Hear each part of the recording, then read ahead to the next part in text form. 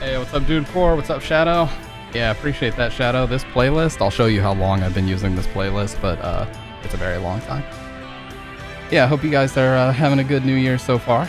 I've done not a whole lot, but I did go to the gym tonight, as I said in the Discord, and the chat is finally fixed. Shout out to the dev.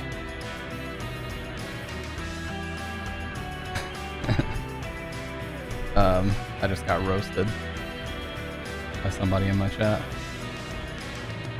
Or in my Discord for how I cooked my steak. Anyways, I went to the gym. Oh Jesus, I didn't realize how loud that was. Sorry. I also had to update my OBS, which is the first time I've had to do that in a long time. But my chat plugin here was having a lot of issues, and I had to fix it. Because it was pissing me off. The last stream, you guys probably remember, it was like gigantic and just taking over the screen. So the dev was cool as shit, and he showed up and hung out the entire time and did like live debugging. Yeah, look at that. It's all fixed now. Stamped, yes. I'm gonna change my name and just remove that last E before the G. Fuck, where's my head?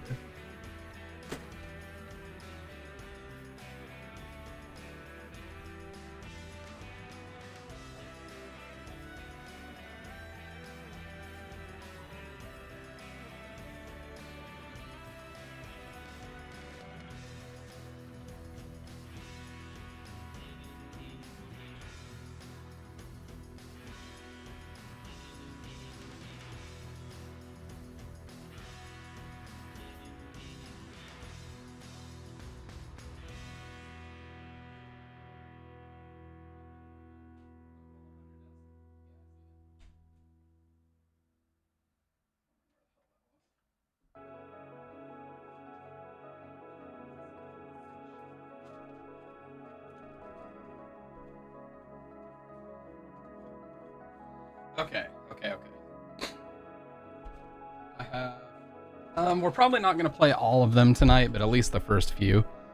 Alright, I found my hat. I come to you with a fresh cut. Bridget gave me a fresh cut earlier. It's looking clean. Well, I like it. If nobody else likes it, that's cool. You know what? You guys can have your opinions. And that's alright. Fresh as hell. Appreciate that, man. I appreciate that. Yeah, I like this cut. I've been getting the same cut for like a whole year.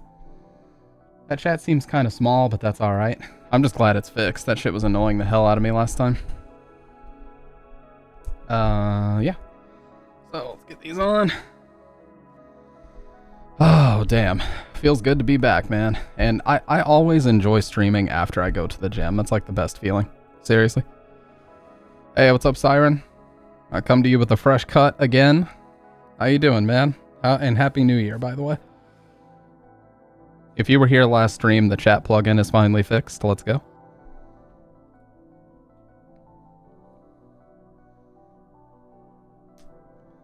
If I remember right...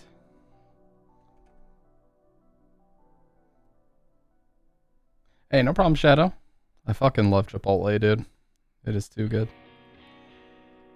That seems a little small. Actually, I'm gonna make it a little bigger. There we go. That should be good on the chat. Don't need it to be any bigger than that. I just want it to be, you know, easily visible on the screen. That's the only thing I'm really worried about. And then the amount of lines also matters. So I'm gonna do this really quick. How do I play music without DMCA? Well, this music is actually not DMCA'd very often. That's the only way that I'm able to do it. Sorry, I was just making sure that it could fit the chat lines properly. Not trying to spam my own chat room, dude.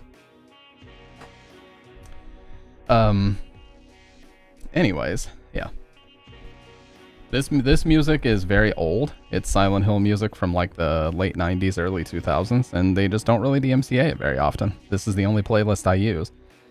But yes, if you are going to play things that you know for a fact will in fact get you DMCA'd, OBS has a feature where you can make a whole audio track just for the VOD, where you can remove whatever your music is playing on. Okay, so I don't know if I'll be able to show this because I'm live. I think streamer mode hides this. Oh, damn, I have some new options. I gotta get in here and mess around, man. This new update of OBS kind of sick, though. Let me see. Yeah, so right here. I'm just gonna display capture this really quick so I can show you guys. Let me display capture this. Okay.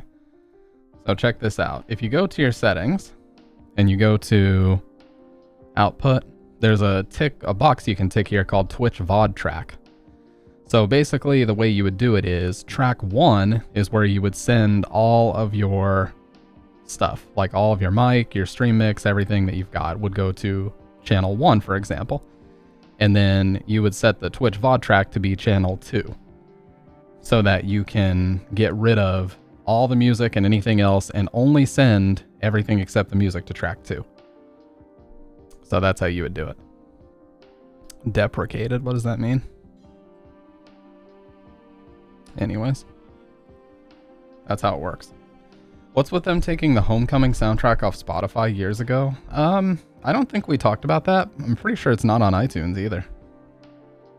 But my guess would be, did it happen in 2018 for...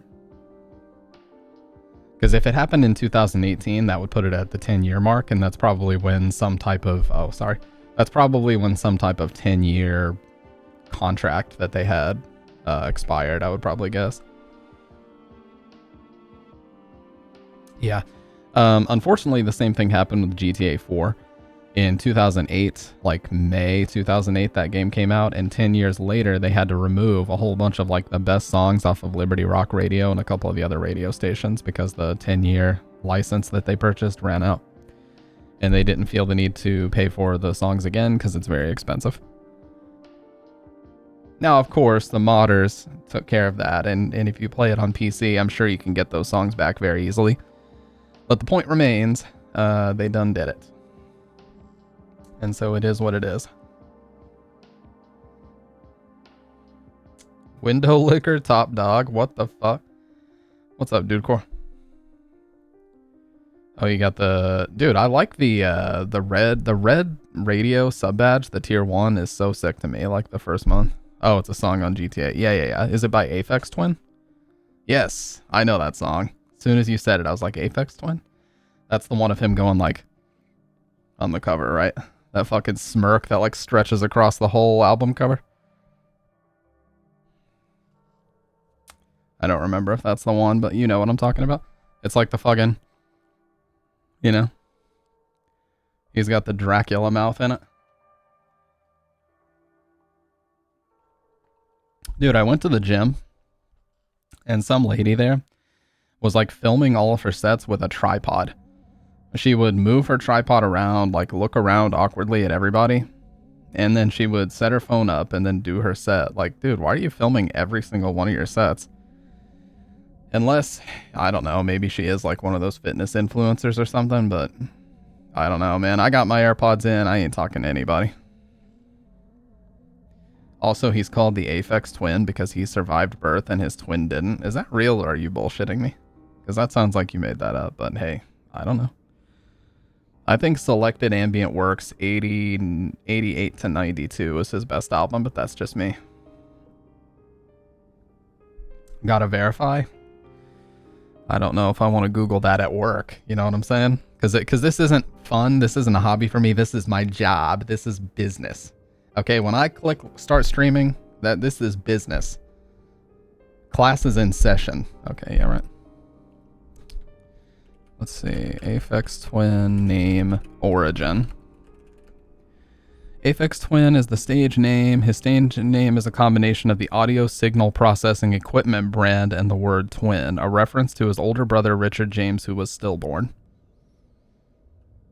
Oh.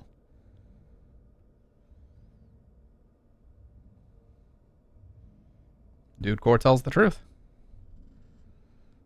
Dude Core, as of this moment, ain't never lie. Yep, as of this moment, you ain't never lied. Well, you better watch the fuck out. Because if you decide to turn around on me, yeah, not yet. No, you ain't never lied. Are we your clients or employees? Well, if this was DSP's stream, I would say that you are you're the fundraising. Okay, you're doing the fundraising for me, the support that I need to continue sitting on my ass playing video games as a 42-year-old.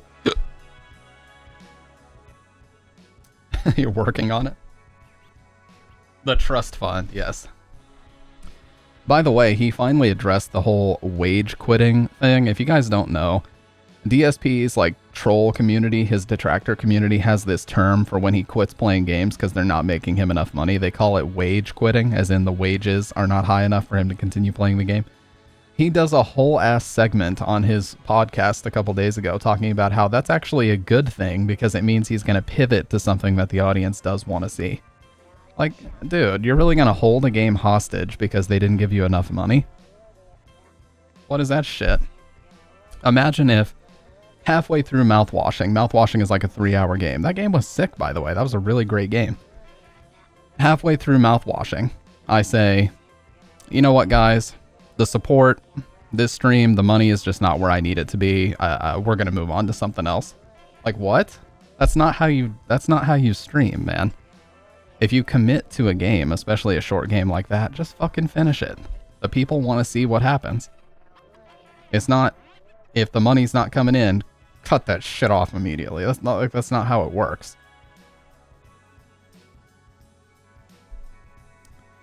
Remember when he used to do these emergency fundraisers and the thing that he was raising funds for was just his own bills?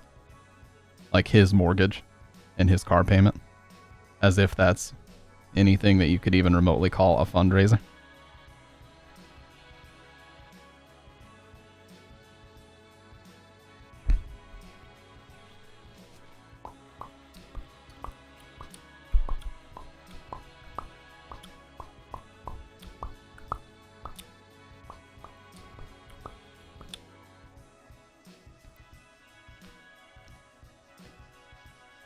BRB what? Randy streams does that all the time? Dude, a lot of streamers do it.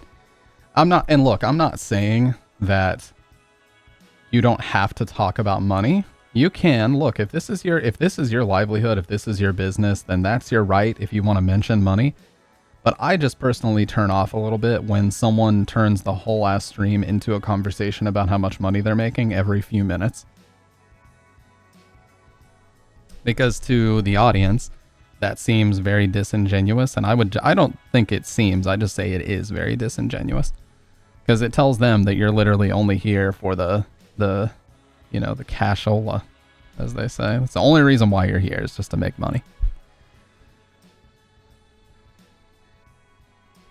I had a coworker when I worked in retail. I still think about this all the time because it's so fucking funny. And we were just bullshitting one night. I remember specifically we were putting up like Christmas stuff. And he turns to me and he says, man, I wish I could time travel back to before YouTube was really popular and I could just be like one of the big YouTubers before it really blew up. And he's like, I would just go back until like 2008 and say, hey, I'm PewDieDoo and I'm here to make money. I was like, I don't think that plan is going to work out for you, dude. Make a YouTube video in 2008 where you say, my name's PewDieDoo and I'm here to make money, and tell me how that goes for you. I think you'd get turned into a massive meme on 4chan and roasted into oblivion.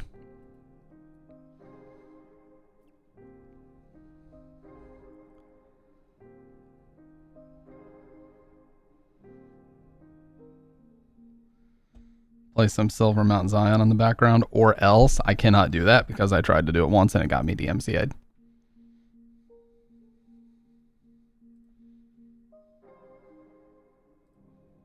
I don't care. He said, motherfucker, turn it on now. I don't give a fuck if you're live or not. This is my stream now. I'm taking over.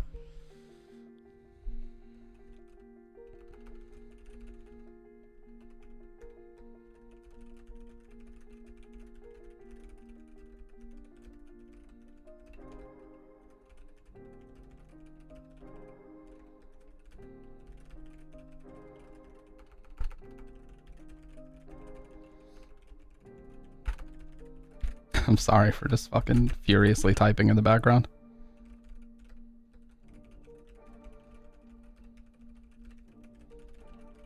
Anyways, I did preacher curls, I did chest press like this on the machine, and then I did overhead press a lot.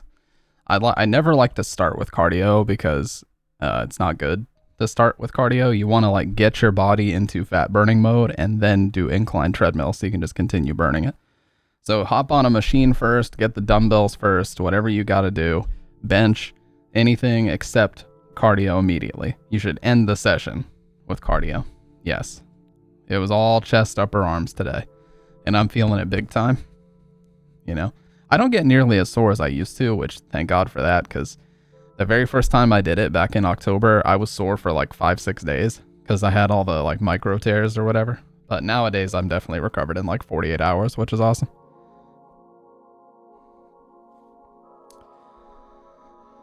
On my yearly 2-week break, but I get a lot of exercise at work. Yeah.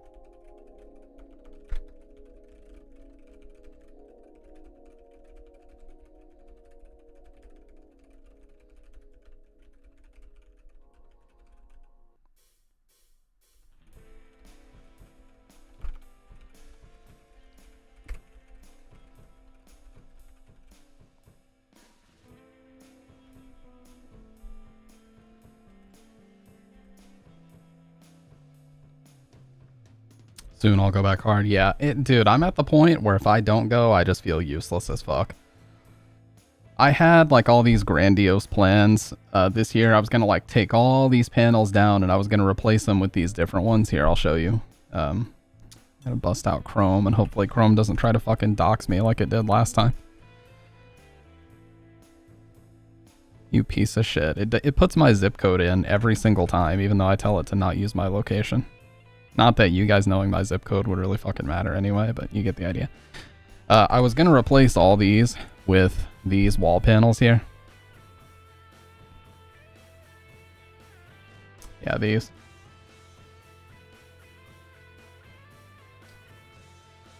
I was going to put these in the back and like move all the standard foam ones that I have and put all these and shit back here. Because if you look at the reviews, you know, they do look pretty cool and everything, but I just didn't really feel like, I just didn't really feel like it was necessary, because most of the time when we play games, I'm still using a green screen anyway, so like what would be the purpose of that?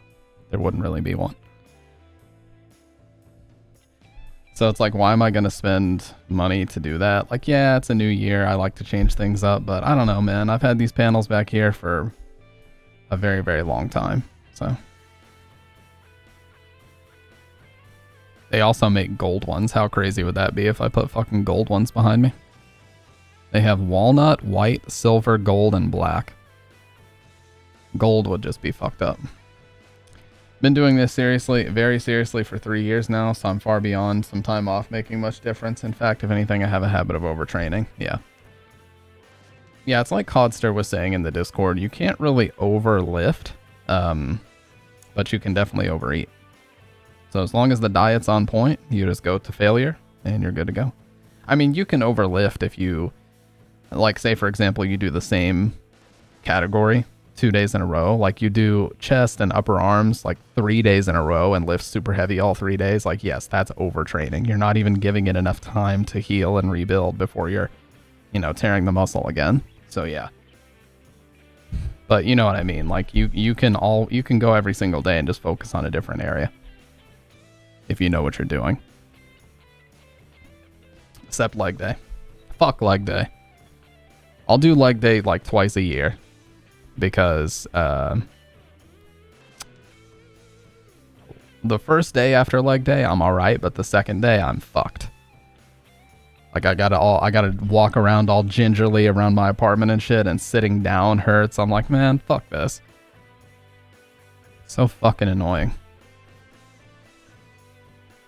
Yeah, when I first started, I was struggling with 65 on preacher curls and vertical and overhead press, and now I do 95. I do like 15 reps of 95 now, pretty comfortably, and then I just get up, take a second, sit back down, keep going, get up, take a second, and I just keep going until I can't get a single other rep out. Till failure, gang. Let's go. Hey, what's up, She? Happy New Year to you as well. I'm starting off with a fresh cut. You know, been hitting the gym hard. I just don't post about it every time because I feel like that's a little obnoxious. But I did hit the gym tonight. Came home, had some steak and eggs for that fucking power up. Always feels better to stream afterward. I don't like to stream if I've just sat around all day. You know what I mean? Got to get the endorphins going. Got to get the serotonin going. Got to get various other brain chemicals going. And coffee. Can't forget that. I was saying earlier, the new year, new me crowd is not that crazy at my gym. But there was a lady walking around with a tripod, and I have no idea why. She kept like looking around too. She was like setting up the tripod and then looking around at everybody else and then setting it up and then sitting and doing her sets. Like, dude, what the fuck? What are you doing? Like, look, it's none of my business. If you're like a fitness influencer or whatever, that's cool. Have fun. But like, why are you like looking around, you know? Just set up your shot and do your sets. I don't care.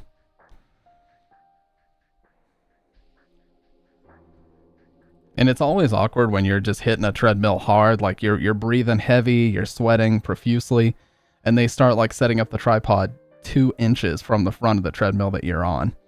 Like, what the fuck, dude? I don't care to move, you just gotta tell me. That's why paying for a premium gym, oh my god. No, she was in like super good shape. She might actually be like an instructor or something, I don't know. But yeah. I just think it's weird the way that people do it. Maybe I'm just getting old. I just think it's weird that people like it's like if IG Live or TikTok doesn't see the sets, it's like it didn't happen. But no, obviously garage gym, if I had a garage gym would always be ideal. You know, just set that shit up and go crazy.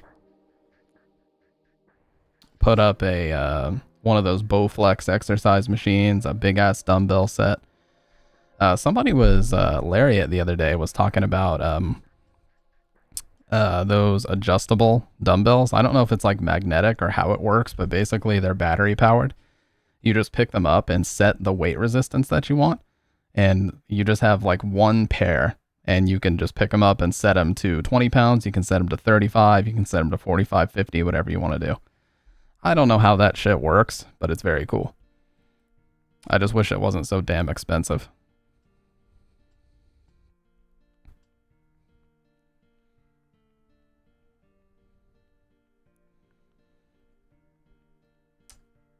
I'll take a tripod and Fitbod over with a big bod and a fat shadow. Good lord. Anyway, what'd you think of mouthwashing, She? I know you had quite a bit to say while I was playing, but what'd you think of it overall? Because that game really impressed me. I want Bridget to start going to the gym with me, but not because I think she needs to lose weight or anything, just because it makes you feel amazing. That's why I want her to go. It just like does wonders for your mental health. So I just want her to start going and like see how she feels about it.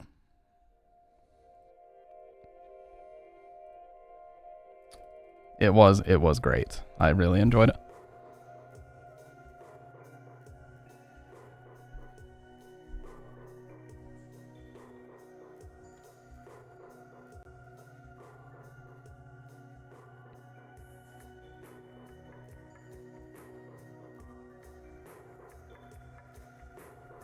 Only making jokes? No, 100% goddamn serious at all times. There's no jokes, there's no humor here. I don't care who goes to the gym, I just care if you're doing work. Yeah. You're dude, NYC. There's a couple people I follow that are in New York, and every time they take gym selfies, there's like a fucking crowd of people behind them. Those New York City gyms have got to be absolutely just packed right now. Literally has a drum sound just for jokes. How would you know? Have you, this button, this drum sound, is it in the room with you right now, Shadow? Is it in the room with you right now? Because I don't recall. I don't recall such a thing ever being a part of my stream. Ever. Imagine spamming that button. I don't spam any buttons. Look here! Look, listen! That was Siren. That was not me, but it did freak me out for a second because I forgot that was a sound redeem. They give pizza and bagels every first. That's the worst thing you could possibly give out. That's like horrible for you if you're, high carb foods like that.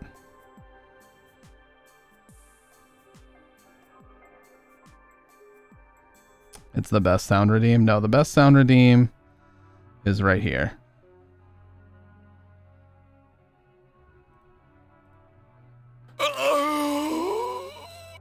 That's the best sound redeem. And I don't want to hear any conversation about, oh, I prefer this. No. You prefer nothing. There will be no dissenting opinions. Mr. Streamer knows what you want and what you need. Yeah, right. Bruh. I'm sorry. We're just feeling good. We're sipping caffeine. I didn't have to work today. I'm just, I'm in one of those moods. You know what I mean? I'm in one of those moods. I'm sure you all know how that is.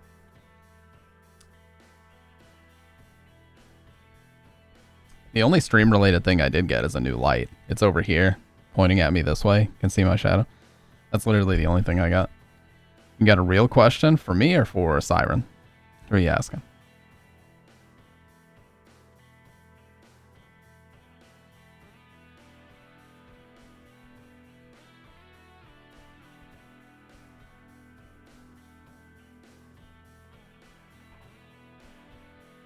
Not sipping cap. Well, it's half cap to be fair. On those Google certs, what are you talking about?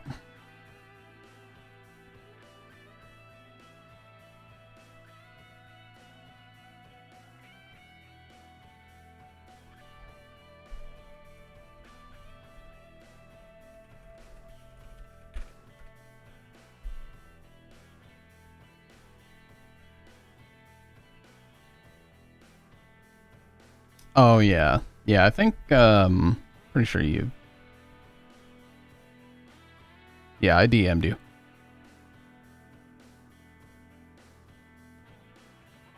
Yeah. But yeah, it's half calf. Half calf is a very important switch that I made. It is, I would recommend it, for everybody. Whose? What do you mean? I DM'd Dude Core about what he was asking.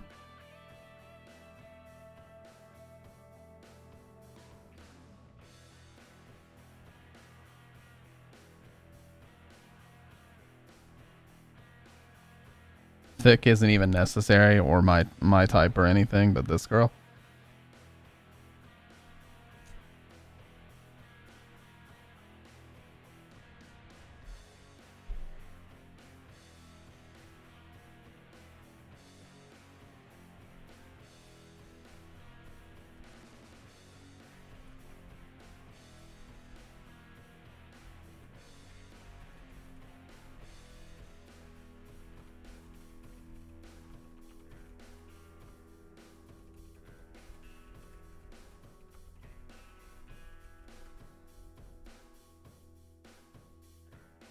Sorry for type like I do it. I didn't have school. Well, I'm quite questionable now, but I don't want to get into whatever you're talking. What are you talking about?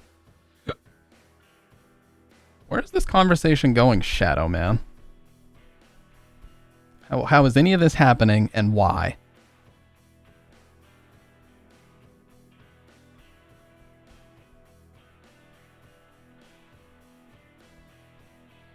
This is just getting out of hand, is what this is.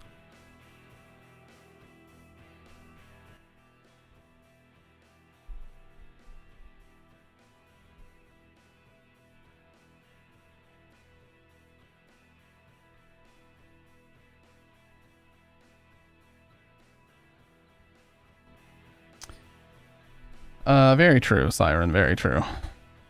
Very true. That I can agree with.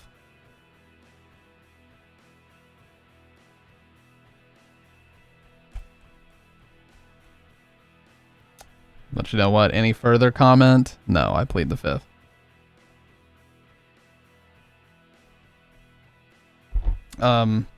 First thing I wanted to say is I really want to bring back Stamp of Approval this year.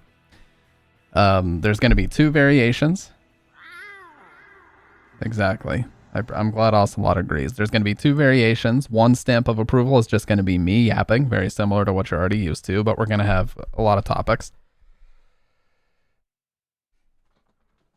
And then there's going to be the second variation, which is Interview with the Stampire, which is similar to the interviews that I did in the past, where, I had like I had Josh or Wood, I had Gummy Lotion and a few other people come on and I interviewed them. I've gotten way better at doing that since. I've learned how to shut the fuck up and let people talk, which, you get better at things over time. So I've learned how to do that. And I would like to reach out to some people, and hopefully they will be willing to give me like an hour or 2 of their time. There's a couple very exciting people that I've reached out to that, we'll see what they say. One of them, I have a very high confidence that they may actually want to come on. And you guys probably know who that is, but I'm not going to say, because I don't want to put their business out there, especially if they say no. So, but yeah, there's a few people in the horror or horror adjacent community on Twitch that I would love to have on and talk to. Future Mute was one. I've seen an interview you did once. It was a while back. Felt like I was watching a big time podcast. I appreciate that, man. You don't have to stoke the flames of my ego, because I don't really have one, but I appreciate that. Yeah, people seem to really enjoy them. We had a little bit of issues in the chat, like somebody was like excessively trauma dumping in the chat during one of them, but we took care of business and it's fine now. But no, that was very enjoyable, I have to say. Those streams were really fun.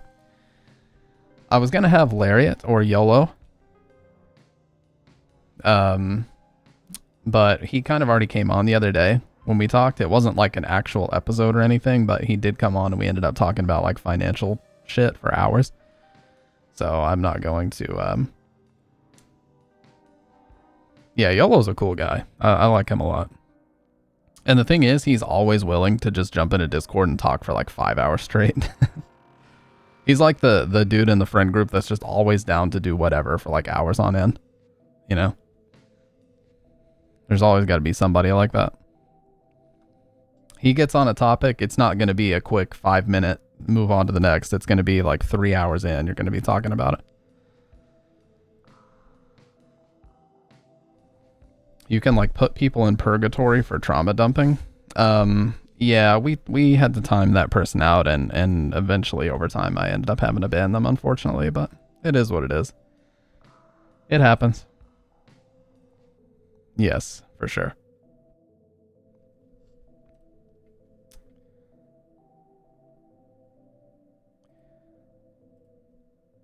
YOLO equals dedicated time. Yeah, no, for sure. If I'm gonna have him on, I gotta block out like 6-7 hours, because we're gonna be talking about a lot of shit.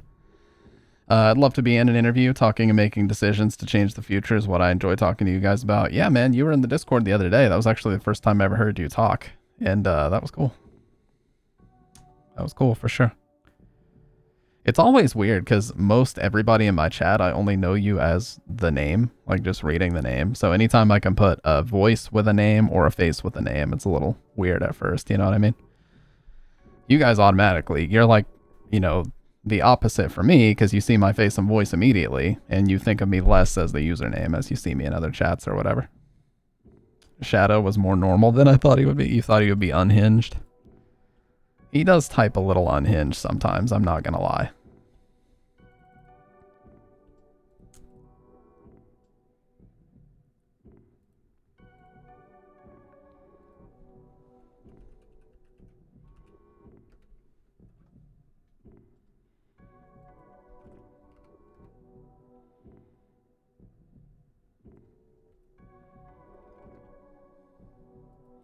No, I think it's just because you talk a little bit unhinged sometimes in the chat. And so he thought that that would translate to, well, that, you know.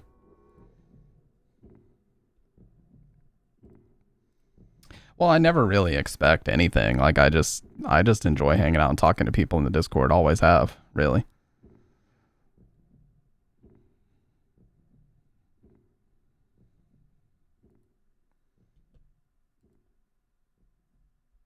I bet the next one's gonna be Null Moon. Oh, bitch. Not you guys, I'm sorry. But Null Moon almost always plays after that one.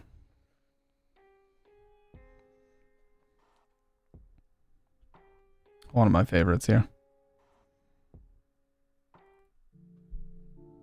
I used to always start the stream with this one. I had this idea where I was going to do the whole, you know, face in the mirror thing at the beginning of Silent Hill 2, and then it was going to like blur fade into the beginning of the stream. Never ended up shooting that or making it happen, but I would still like to do that someday as like the stream intro, you know? I could probably just shoot it and then ask someone else to edit it, but I should be able to do it. It ain't that hard.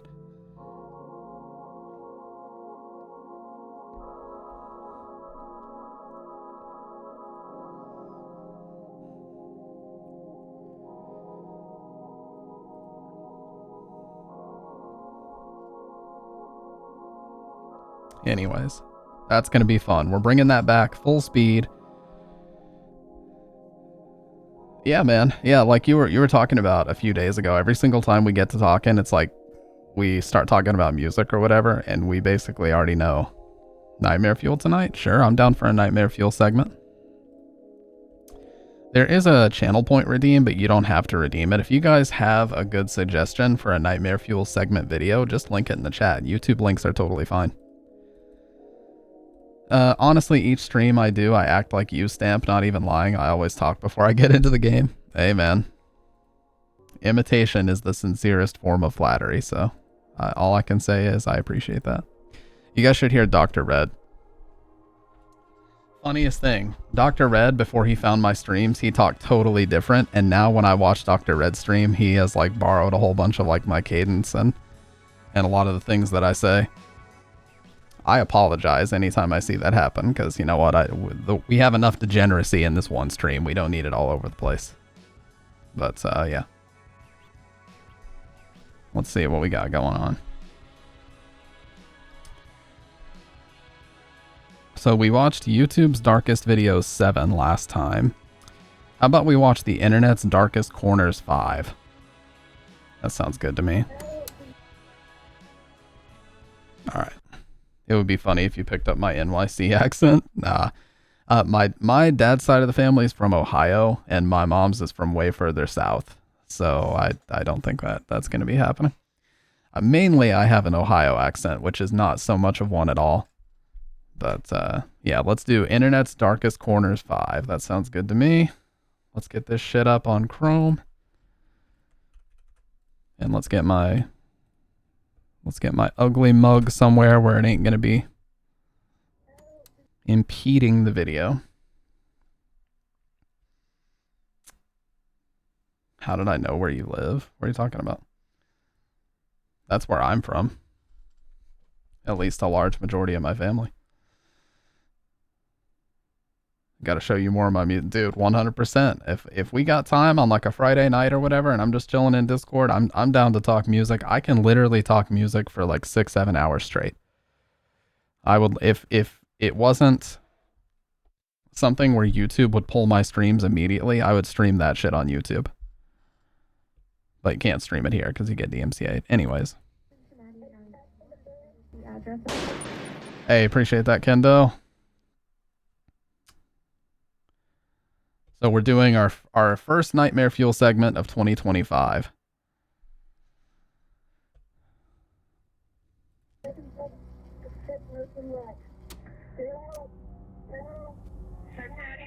I actually know this. I've seen all about this, but I'm not going to talk over it. I'll just let it play.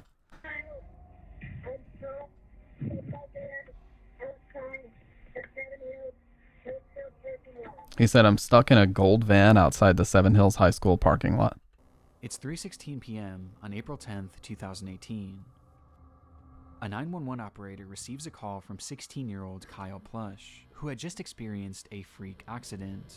In the minutes prior to this call, Kyle had just arrived at the Seven Hill School in Cincinnati, Ohio for a tennis match. Ohio again. He had been driving a 2004 Honda Odyssey, a minivan that featured 3 rows of seating, with his gear for the day's match being stored in the very back.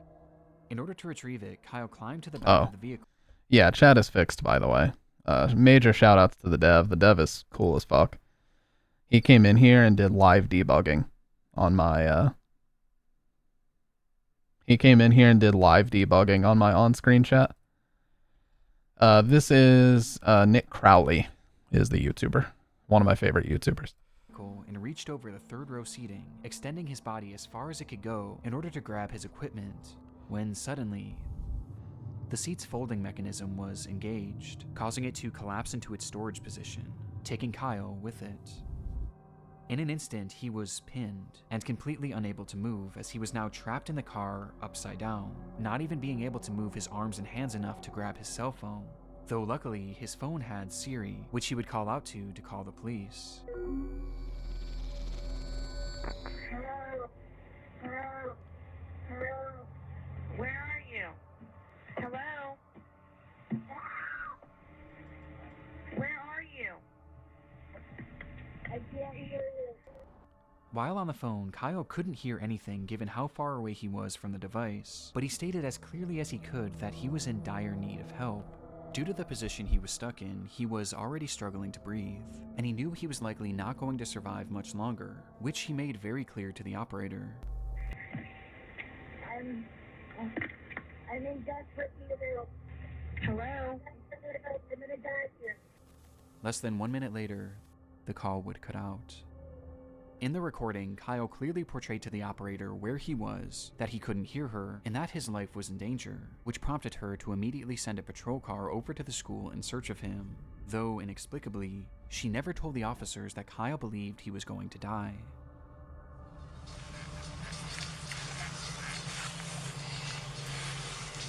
Yeah, this will piss you off. I'm just gonna let it play. I don't want to say any more, but you'll see. Not understanding how dire the situation was, the officers that pulled up to the scene didn't even bother to stop the car. Instead, they simply drove throughout the parking lot, unsure of what car was Kyle's. And they had music didn't playing. Even bother to turn down their music or crack a window.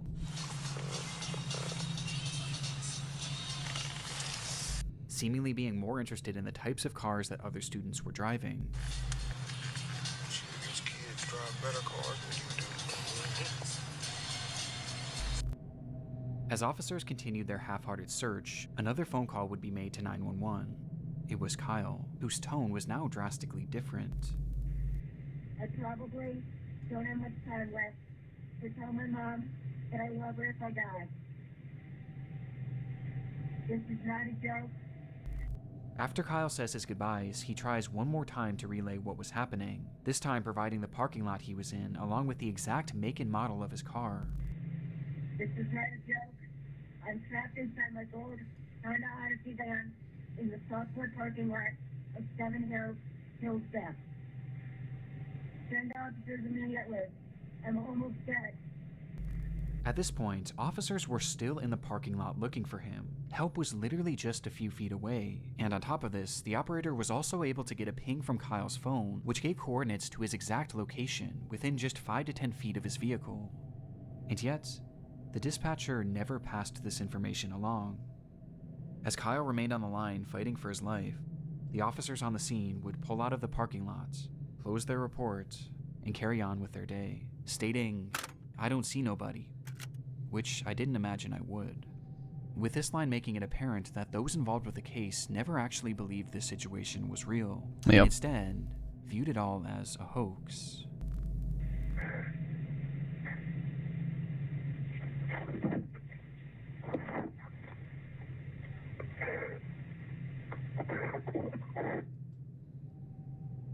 Just minutes later, Kyle would go quiet, and the phone would disconnect for a final time. Why didn't he call his parents? So That's a good question, but I mean, he called 911 twice and he gave them more than enough information. I don't know. Maybe his parents weren't answering, but like, you got to remember he was also at the mercy of his Siri, which I got to make sure mine doesn't react. But yeah. I mean, maybe he was just in a panicked situation and he didn't think to call them. 6 hours for that trunk. What the fuck? He's playing Silent Hill music. You hear it? It would take 6 hours for that trunk to be opened, and not by the police, but instead by Kyle's father, who had no idea that any of this had taken place, seeking out his son's vehicle only to find Kyle flipped upside down in the trunk. He had been dead for hours. Despite the circumstances, Kyle did everything right. He remained calm, he was respectful, and he described exactly where he was and what his car looked like. And yet, the police never really bothered to take his case seriously, instead believing that this was all just a prank. And had the dispatch... Now, they're probably going to mention this, but this is one of the only situations ever where the parents sued the state and the dispatchers and they won a settlement of like $1.5 million. This is one of the only instances because they couldn't defend this under any circumstances. Whoever that lady was that took the second call where he said gold Honda Odyssey, you know, the exact parking lot that he was in, exactly what was happening, that he was about to die. She didn't pass on the information and they couldn't defend it. There was nothing they could do. They were caught red-handed, so they had to pay. Dispatcher simply relayed how serious the situation was, and had these officers just gotten out of their car to look more thoroughly, Kyle Plush most likely would have survived. As a result of the $6 million. Never mind. Yep. They won $6 million. But, I mean, that money's little consolation when your 16-year-old son is dead. So, yeah, it's money, but, like, that's not going to help handling of Kyle's case. The situation. His parents, Jill and Ron, were awarded a $6 million settlement with the city of Cincinnati. Though even more importantly for the couple, they vowed to do their part to assure that mishandled 911 calls of this nature never happen again, as they've gone on to consult with various emergency call centers to tell Kyle's story, somehow taking this horrible accident and selflessly turning it into something positive for the rest of society. Today, these phone calls remain relics of a grave error made by law enforcement, and a life that never should have been lost, with these recordings now being forever immortalized in the internet's darkest corners. This piece clearly shows the metamorphosis possible. Yep. And, you know, there's still, to this day, this happened in 2018, there's still a lot of people that are like, I fucking hope that dispatcher sees his face and hears his voice every single night of her life. It's like, I don't think you need to hope that. I'm sure that is the case. I'm sure she's like probably had, you know, well over, what has it been, 6 years now of therapy and whatever. I'm sure she's probably been fucked up because of this, and I'm sure lost her job too. But yeah, it's insane. We're going to play a game. Is it hide and seek? Yes, it's hide and seek. The dad's Slender Man.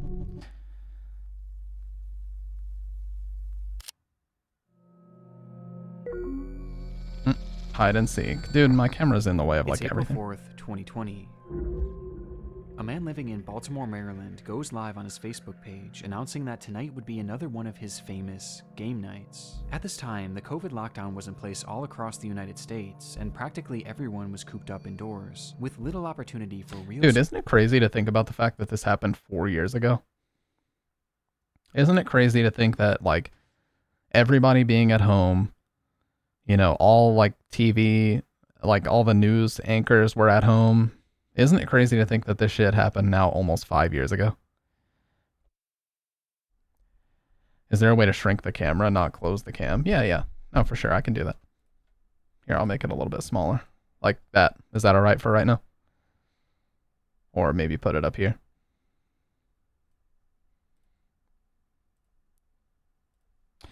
Just everybody being at home 4 years ago. Socialization, but for 24-year-old Ernest Wilson and his friends, this didn't stop them from having a good time. Rotate it? No, I like the frame. Ernest often hosted parties featuring childhood games like Monopoly and Uno, adding in his adult flair by turning them into drinking games, with one game in particular being top of mind that night: hide and seek.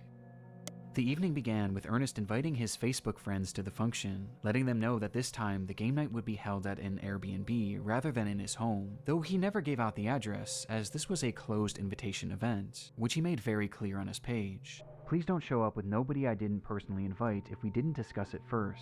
They're going to get left outside. Ernest took this so seriously that at one point he even called out— Why did his thing say Ernest from Geico? —one of his viewers, stating outright that they were not allowed to show up under any circumstances. You're not invited. You're not pulling up on me. The person who just joined. If you're still watching, you're not invited. Because you don't fucking listen, and I'm gonna bang you in your mouth next time. However, it was never revealed who exactly this person was, or why Ernest expressed such hostility towards them. From there, Ernest would start and stop his live stream a few different times, showing the progression of the party, which ended up with a decent turnout.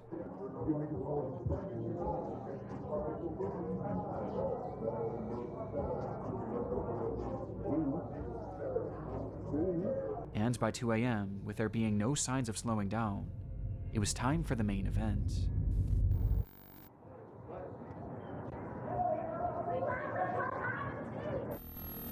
About to play hide and seek. More Silent Hill music. This was the caption for Ernest's final live stream of the night, which shows his group of friends preparing to play the game, turning off all the lights in the house before Ernest himself steps outside, assuming the role of the Seeker, beginning his countdown as the camera keeps rolling. 1,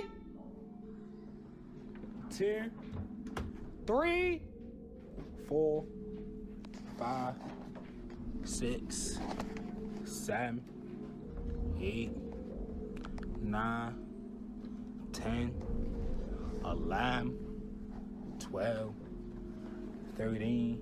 I can hear y'all. 14, 15. I can see y'all. 16, 26, 27, 28. I mean, this seems relatively harmless so far, but I don't want to speak too soon. 29, 30, because I'm tired of fucking counting. Ready or not, here I come.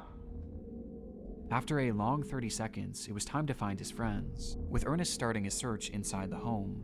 Ain't nobody in this bathroom. I didn't think nobody. Fuck. Oh, alright. His ass.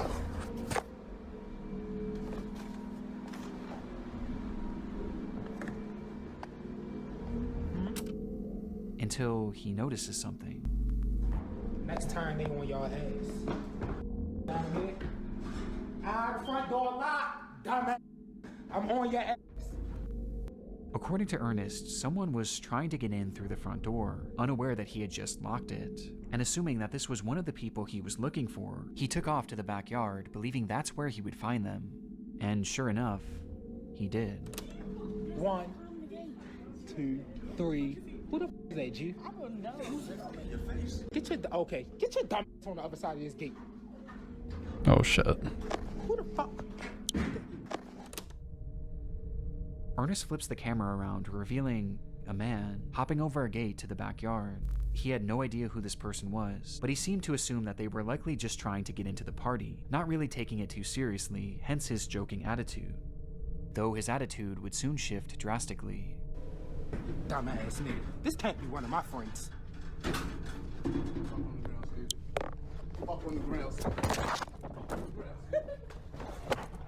Hey, Pride! Pull that shit up! Bro, what the fuck is going on In here? this moment, Ernest's live stream cuts off, and he would never go live again. According to those at the party, this unknown man hopped the fence and brandished a gun, stating that he was there to rob the place, being followed by one other person whom the group also failed to recognize. Ernest tried his best to run, but was eventually caught in the house, where after a few minutes, and for reasons unknown, the man seen hopping the fence fired his weapon, striking Ernest twice and ending his life. The killers quickly fled the scene without harming anyone else, or seemingly without even taking anything.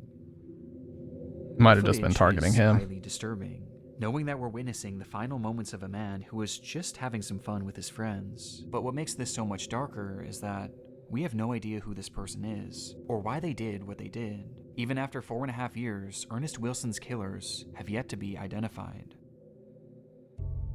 Detectives working on the case have theorized that this was likely a robbery gone wrong, potentially spurred on by Ernest's posting habits, as to put it bluntly, he was a drug dealer, as on his Facebook page he often showed off huge amounts of his product, including during a live stream he did on the very day of this party. And also on the same day, Ernest had made a post about how much cash he had on him, essentially putting a target on his back.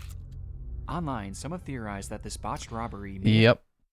Yeah, that's the thing about all these Facebook Lives and whatever, like, doing it in an area where someone could easily just watch it and figure out where you are, that's when the shit gets really dangerous. Been committed by the person that entered Ernest's live stream earlier that night, which caused him to have that intense reaction. You're not invited. You're not pulling up on me because you don't fucking listen. Oh, could have been that. Though to my knowledge, this person has never actually been tracked down. But by far the most common sentiment online was that Ernest's friends were involved to some capacity, as none of them were injured and none of their possessions were taken, making it clear that at the very least this crime was targeted at the host. And on top of this, remember, Ernest never shared the address for that Airbnb, at least not publicly. And yet, these people just so happened to show up to the home at the exact moments that Ernest was by himself in the dark. And perhaps most chillingly, as the robbery is unfolding, you can hear one of Ernest's friends chuckling in the background. This can't be one of my friends.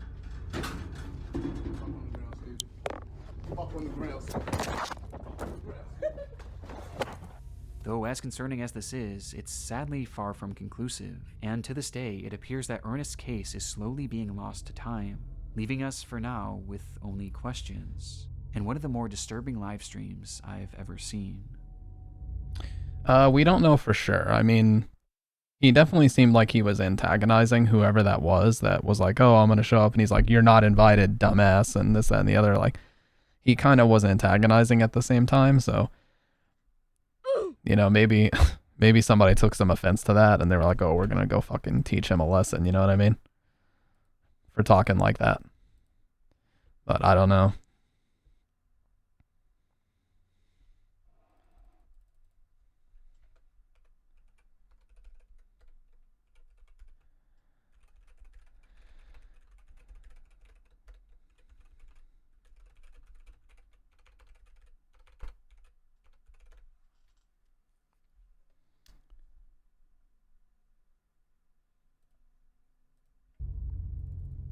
But yeah, that is fucking crazy. I mean, here's the thing. If you're at an Airbnb and it's the middle of the night, I'm not going outside to play fucking hide and seek. That shit would freak me out anyways. I'm just not the type of person to do that, but yeah, I don't know. It seemed like a lot of circumstances put together that just ended in disaster. And now these messages. Before we dive into our next case, I want to first thank today's video sponsor, Factor. I'll admit it, I have a very bad habit when it comes to ordering food. I usually don't give myself enough time for meals for the week, and I didn't even realize that's what he looked like. Okay, enough of this ad, bro. Hey, Factor 75, that's who YOLO is sponsored by right now, too. Case and several others discussed throughout the series, live streams are often a hotbed for disturbing moments online. And when researching Ernest's final stream, I came across yet another example of just how dark things can get when the cameras go live. It happened on January 22nd, 2017, when a 14-year-old girl named Naika Vinent went on Facebook Live with a caption. In the stream, Naika discussed how difficult life had been. Throughout the years, she had been placed in and out of countless foster homes, where her treatment ranged from poor to straight-up abusive, with this constant mistreatment leading her to just want it to be over already. And based on the title of the stream, it was clear what her intentions were going to be. As the livestream progressed, hundreds of people flooded into the video to see what exactly was going on, as word quickly spread that something horrible was about to happen, though you wouldn't know it by looking at the chat. According to many watching, those in the comments had no sympathy for the girl, as many actually mocked her, calling her names and even commented laughing emojis, as she desperately tried to open up, with those same commenters viewing this not as a cry for help, but as a cry for attention, outright pushing her to carry on with these intentions. And tragically, she did, all while the camera remained rolling.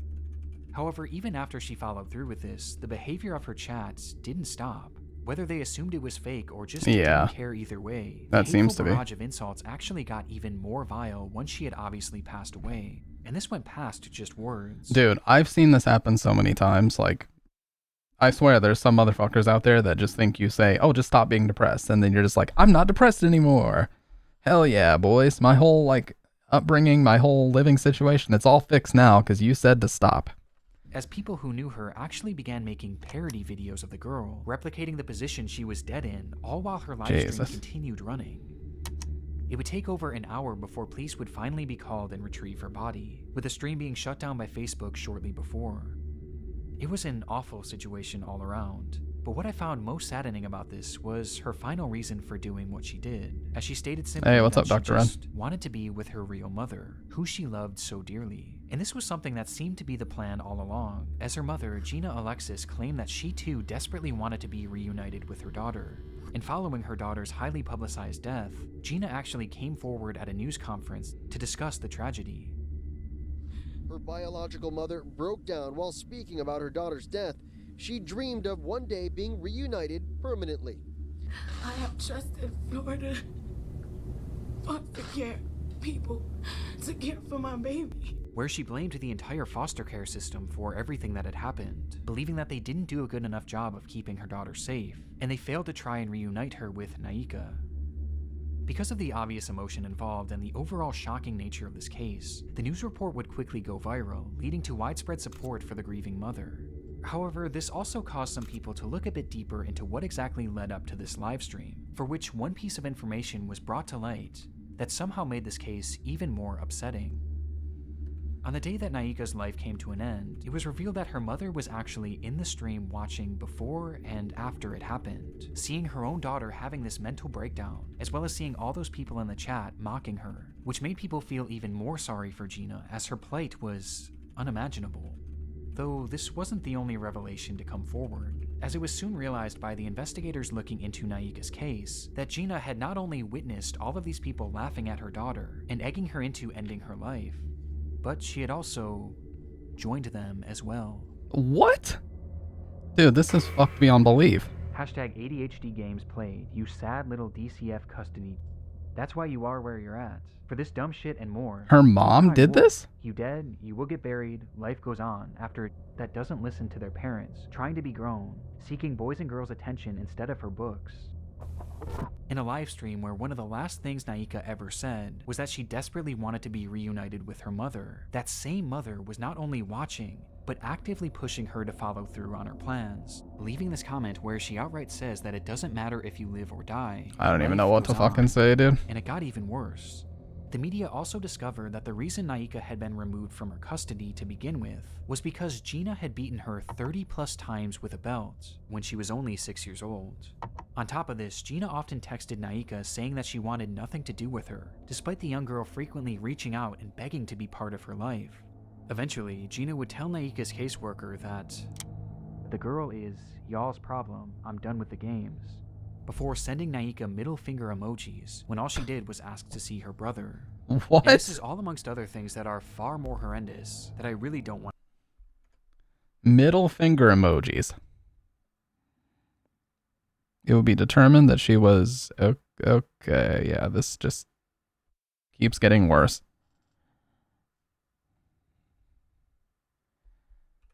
Want to get into. And yet, after Naika's death, Gina had the audacity to go on television in an attempt to garner sympathy for a death that she clearly contributed to, saying that all she wanted was to be the girl's mother, despite rejecting her at every turn.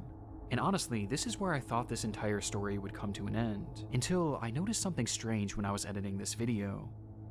Naika's Facebook page is still active.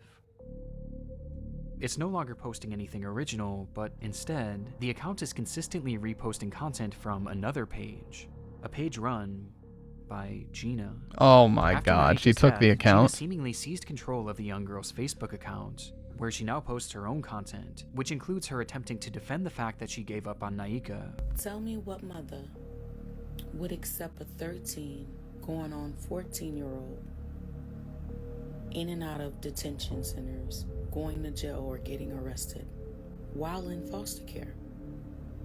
Because it's your fucking kid. What do you mean, accept? Shouldn't you do everything in your power to help right the direction that the kid is going in life? Like, isn't that the responsibility you took on as a parent? as well as her responding to those who blamed her for her daughter's death. People be like, you heard the rumors going around about you? And I did. But they forgot to tell you one thing. That I don't give a fuck. Huh? What's my name? My first name is Very Much. My last name is Unbomb. And even some posts where she's promoting her podcast, as it seems that after all this, Gina's actually trying to carve out some sort of career as an influencer, as she posts videos garnering sympathy for the loss of her daughter, along with giving out parenting advice. Like, there's so much stuff that parents need to do for their child that they're not motherfucking doing. They're not paying attention because they're taking the easy way out. With all this making it even more obvious that Gina has little to no remorse for what she did. Yeah, that projection was wild. On the 11th of June 2009, a young man named Eugene Latta took to an urban exploration forum and wrote in broken English, "Hello, I'd like to tell you about Odessa catacombs. Odessa is not far from the capital of Ukraine, Kiev. Under Odessa consists the biggest catacombs in the world. Their total length is more than 2,500 kilometers, so these catacombs are much bigger than the Paris catacombs. During World War II, a lot of citizens were hiding in the catacombs. A lot of them used to live there for a year and more, so even today it is possible to find weapons, equipment, and even dead bodies. Every year a lot of explorers get lost and even die there." His post was accompanied by a series of photographs from the underground labyrinth, which stretched over 1,500 miles. Dude, underground labyrinth exploration and cavers and man, these people, like, I've seen so many videos about like catastrophic cave accidents and shit. I'm like, it's so easy to just not go in there.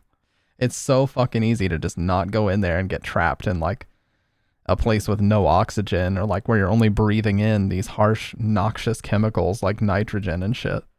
You know, that kills so many people. It's insane. Its paths winding aimlessly deep below the surface of the earth. The structure was mainly the result of limestone mining many years ago, though despite this, it was never properly mapped, and was, conversely, not often explored, essentially being a pitch-black maze to nowhere. Given that the area wasn't well known back in 2009, what the the post was fuck? met with amazement. Fellow urban explorers applauded the location and the photographs that Latta had taken, wanting to see even more, and since he was a native of the area, Latta delivered. "Thanks to all. If you want, I can add more photos. As I said earlier, a lot of people get lost and even die under Odessa. Maybe this photo will shock you." Oh, fuck me. Can I show this? Okay. It's the dead body of a 19-year-old girl who had gotten lost in the maze. Though it's censored here, the image shows More Silent Hill music, by the way. I like how Nick Crowley just spams Silent Hill music now. Not that I have a problem with it, but 3 young boys staring blankly at the camera as they stand behind a badly decomposed body. Understandably, this image caused a lot of intrigue on the forum, as other users began to press for more information. And sure enough, it was a story that Latta knew well. 3, 2, 1. Happy New Year, everybody! Happy 2005! It was New Year's Regis Eve, Philbin. the final day of 2004, when a group of teenagers made their way down into the catacombs to begin their celebration. This wasn't super uncommon at the time, as many of the entrances to this labyrinth were very easily accessible. This one in particular just so happened to be located directly next to don't the remind me public that was school 20 years School ago, Dr. Ren. 56, and had just been left wide open, making it the perfect place for friends to sneak a few drinks. As the group began to grow more intoxicated, one of the girls wandered off in search of a place to relieve herself. However, she apparently took one too many turns and soon found herself completely alone. She cried out, but the tunnels were just too complicated. Each step she took led her more and more into obscurity. Her friends tried to find her, or maybe they didn't, we really don't know. But in their drunken state, they left the tunnels without their friend, and never went back to find her. If she did have a flashlight, it wouldn't have lasted long, and for days she likely wandered deliriously through that pitch-black maze, until after what was likely at least 3 awful days, she passed away, with her body being found approximately 3 miles away from the nearest exit. And looking at one of the only attempted maps of this tunnel system, she never stood a chance. Perhaps it was dehydration or hypothermia that killed her, but according to some, based on the photo, the corpse appears to have its skull caved in, implying that in a desperate attempt to end her anguish, she may have bashed her head against the wall until she passed away. Time to gamble on crypto. Her name was Masha, and she was only 19 years old. 3 long months later, Wait, what? in April, anguish, the corpse appears to have its skull caved in, implying that in a desperate attempt to end her anguish, she may have bashed her head against the wall until she passed away. Her name was Masha, and she was only 19 years old. 3 long months later, in April of 2005, Lata and his group would stumble across the body, immediately reporting their findings to the police, though law enforcement refused to even try and venture down there in order to retrieve her, as they knew just how dangerous and unmapped this not something to do. was. It would take 2 long years for her body to be recovered, thanks to a friend of Lata writing a strongly worded letter to the government that included a photo of Masha's body. The story is unimaginable. To be trapped in a place like this with no means of escaping, it has to be the absolute worst way to go. And because of the gruesome nature of this story and the photograph, it spread all throughout the online world, where it became a legendary internet mystery, as even with the added context, many were still left with pressing questions. Were Masha's friends involved in some way with her death? Yeah. Had they abandoned her there on purpose? And did Lata know more than he claimed? But as it turns out, there was one far more pressing question that needed to be answered.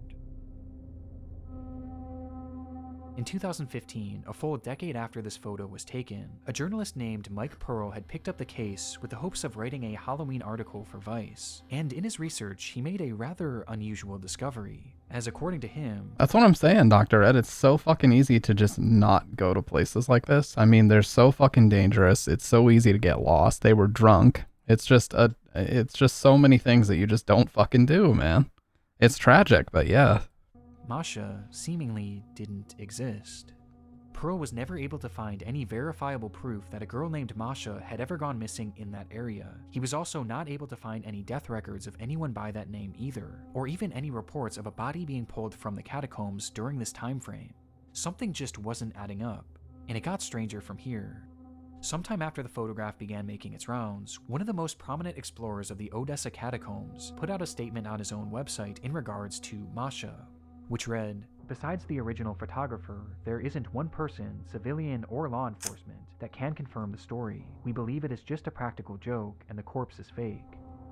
Following this revelation, Pearl was able to track down Lata, who was unable to recount where the body was roughly seen, or even how to get in touch with the other people shown in this photo, none of whom had ever come forward to back his testimony, which makes the credibility of Lata and his story of Masha incredibly shaky at best.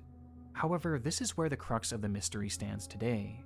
When looking at these photos, one thing is apparent to me and essentially everyone else who has seen them. The corpse shown seems very real, and matches the decay of the bodies found in similar environments, with that one prominent Odessa explorer eventually deleting his statement at some point over the years, leaving the general consensus that this is in fact a real corpse. But if the story of Masha isn't true, just not who they said it was? Who is this? Yeah. Well, we have no idea. It's entirely a mystery. But the reality of the situation is that bodies being found down in these catacombs isn't totally uncommon. Over the years, many explorers have gotten lost down there and suffered the exact same fate as the story of Masha. But on top of this, these tunnels have also been used by murderers as a dumping ground for their victims' bodies, with either one of these scenarios being possible in this case. Though the frustrating part is that we may never actually know who this person was or how they died, as I and many others have doubts that this body was ever actually recovered, just simply due to lack of public information and news reports about it. And instead, the reality is that this corpse is probably still down there somewhere. Fucking ABC Family. Lost to time, as sections of the catacombs have been known to flood and cave in, sealing them off from the outside world forever. So for now, and potentially the rest of time, the story of Masha will remain an internet mystery. Oh, there's one more. Faces. Fill up the hole, no one will die there anymore, no one will hide. Well, yeah, but remember they said that law enforcement wasn't even willing to, like, go properly investigate. It's just too fucking dangerous, man. It's too dangerous for, I mean, what company would they even pay to go do such a dangerous thing? The government would have to pay some company that would be willing to do it, to put themselves in harm's way to go fill it up with the potential that they could get hurt as well. You know, there's just so much risk involved. It sucks, but it's just one of those things that's just like lost to time, you know? It's September 1985. A hunter trudges through the wooded terrain of Christie Creek, Montana, on the trail of something big. He had been hunting a large black bear and managed to land a single shot, causing the animal to take off, leaving behind a trail of blood. He followed this trail all throughout the remote region before stumbling across a shallow ditch, where he would find a body.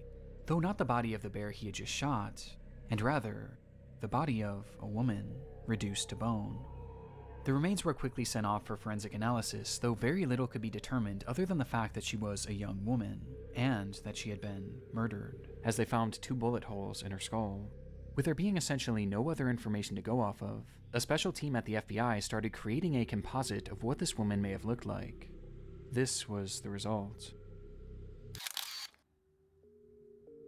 This was their first attempt at depicting Miss Jane Doe, who they would later dub Christy Crystal Creek, though it wouldn't be their last. Why was that so disturbing?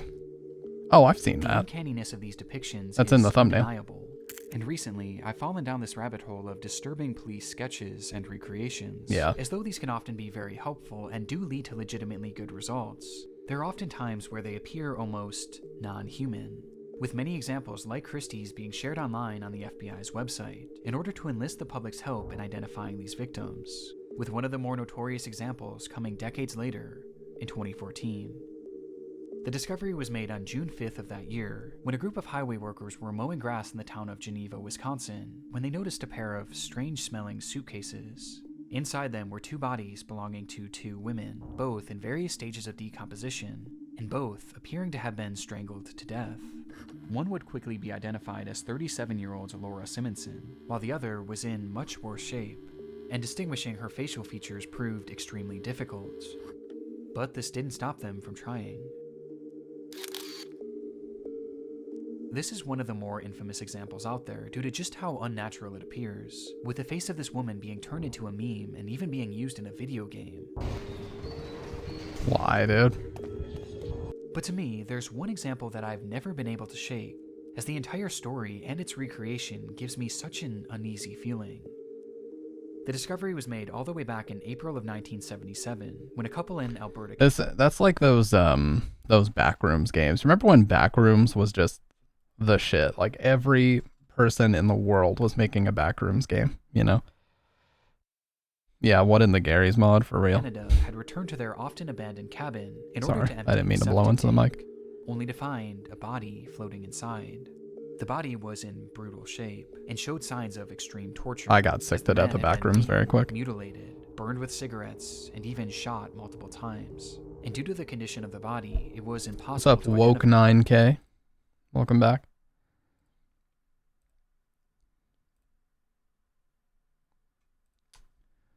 Hey, you were the one that I helped with mic issues in the GoXLR Discord. What's up, dude? By him. Though regardless, a recreation was We're doing a Nightmare Fuel segment. We're watching some scary videos. Well, basically, I'm the catalyst. I'm the one who's going to lose sleep over it, and everybody else just gets to laugh at me. So you can laugh at my expense at these scary videos. And using a computer model of the man's skull, they slowly pieced him together. Oh god, what's it going to look like?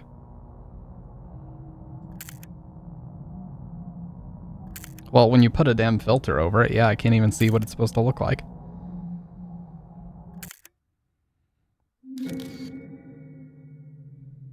Oh. He would later be dubbed Septic Tank Sam. That's not even as disturbing as the other one. What's so depressing about these composites, as these are real people with real stories and real names. So these are basically, if you've ever seen the show Bones, these are forensics experts who are taking parts of bodies and they're trying to create composites of what the person might have looked like before they died. And this is one of the composites that they made. That have been reduced to these horrifying images and tacky nicknames. But there's another side of these police sketches too, as when dealing with victims it's obviously incredibly sad, but when dealing with suspects, these off-putting identities can be outright horrifying. Yeah, Over the why did years, they call him there's been Septic numerous Tank unidentified Sam? Killers who law enforcement were not able to positively identify, forcing them to turn to these same methods of sketching and recreating, with one of the darkest examples being that of the Lake Bodom killer. It was June 5th, 1960. 4 Finnish teenagers were on a camping trip to Lake Bodom, sleeping peacefully in their tent on the lakeshore, when suddenly they were attacked. It happened in an instant, as a man yielding a knife began stabbing through the tent, eventually bludgeoning the group with an unidentified blunt object. That night, 3 of the teens would be killed, while one managed to survive with substantial injuries. When asked about what he had seen that night, the lone survivor claimed that the man who attacked them wore all black and had large red eyes. Based on his accounts and other potential sightings, a sketch of what this man may have looked like was made, and the results were unusual at best. Is red even a possible eye color? I don't think so. Unless it's a mutation. With this man going on to garner the appropriate nickname of Bug Eyes McLip due to just how unnatural his facial features appear, especially his eyes. In fact, there's something unnatural about all of these recreations, which begs the question, did any of them actually work? Well, surprisingly, out of these 4 people, 3 have been identified. Oh, wow. Christy Crystal Creek would go on to be identified as Janet Lee Lucas, a 23-year-old who would be the last identified victim of serial killer. Well, that's actually not bad as a recreation. Like, the hairstyle is correct and everything. Bludgeoned. MF think this is Fortnite? Oh, no. Lucas, a 23-year-old who would be the last identified Red of victim mutation of or serial choked out. killer Wayne Nance, with this identification being the result of improved forensic genealogy. The second and most notorious example would go on to be identified as Jenny Gomez, who had been strangled by Dude, that's actually kind of accurate. Like the hairstyle and everything, the cheeks, they got the cheeks correct. Notorious example would go on to be identified as Jenny. See? That's insane how they actually did that. That's amazing. Gomez, actually. Who had been strangled by Steven Zilich, a man dubbed the Wisconsin Suitcase Murderer. And despite this recreation appearing to look nothing like Jenny, it was actually the sole reason that she was identified, as one of her family members ended up recognizing these overpronounced cheekbones. Yeah, the cheeks, and I matching said. them to Jenny. And then there was Septic Tank Sam, who was revealed to be Gordon Edwin Sanderson, thanks again to genetic genealogy, as a sample of his sister's DNA was eventually used to prove that this was in fact him, though it's still unknown who killed him or why. Which leaves just this final person. Hasn't been the killer of identified. At least 3 people. He, unfortunately, has never been identified. And this isn't too surprising, as the features of this person just seem impossible. He just looks far too strange to be real. Right? Well, even though he hasn't been positively ID'd, it doesn't mean that he hasn't been potentially photographed. Shortly after the teens were murdered, a funeral was held in their remembrance, for which a large crowd of locals were in attendance, with this photo of the crowd being snapped. And standing there, in the center of it all, Bro, relax on the filters. I can't see anything. was a man whose features looked impossible. This man would never be photographed again, and his connection to the case has never been officially confirmed, leaving these murders unsolved to this very day. I can't see anything. The filter's too strong. That was an excellent video, by the way. That was a great video. Yeah, literally everybody does when you have that strong-ass filter and, like, all the eyes are blackened and everything, and it's really sharp, contrasty black and white. You can't see anything.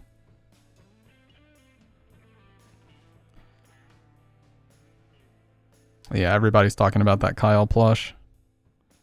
The first one is even sadder because that kid was so smart. He literally did everything right. Textbook example of how you should handle a situation like that, and they still didn't bother to find him. Yeah.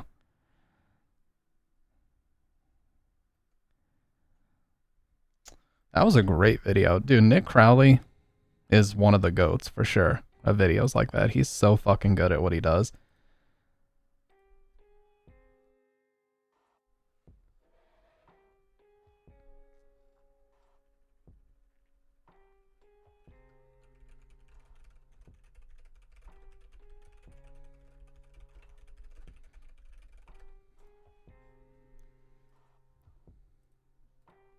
He's incredibly good at what he does.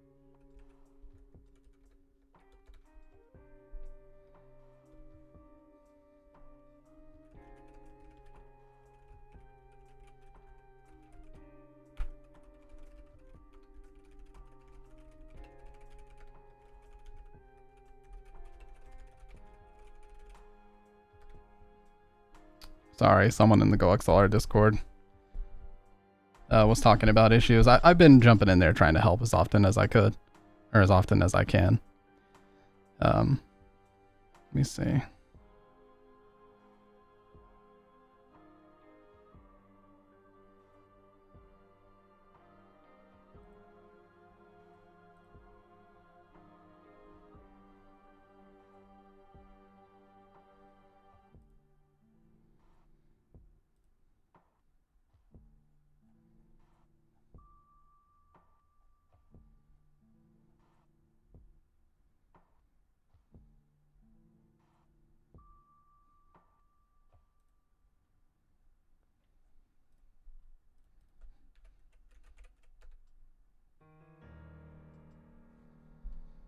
Okay.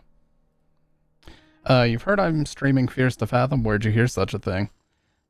How about this? Let's do a Fears to Fathom 1 through 5 marathon on Friday night. How about that?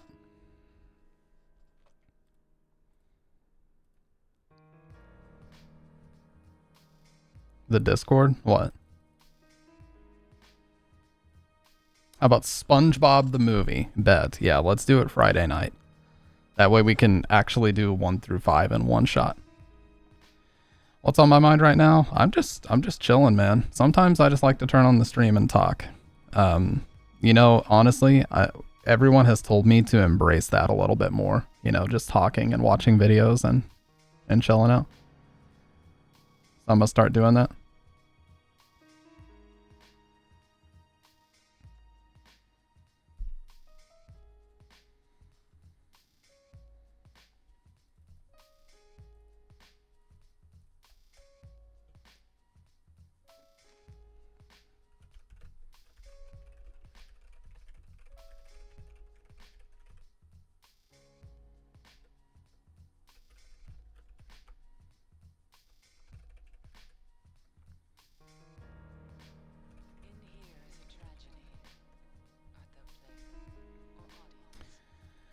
Chris Mid, I didn't get spooked that much yet. I'm down for another horror story. The composite ones were kind of getting me a little bit, but he kind of hyped them up to be a little bit scarier than they turned out to be, I'll be honest with you. But yeah, a lot of people have been telling me, like, man, you should just talk sometimes and we should do a little bit more. Because, you know, just chatting is like the ultimate interactivity, you know? As soon as you turn a game on or something, then there's like this wedge between you and the chat because there's a game.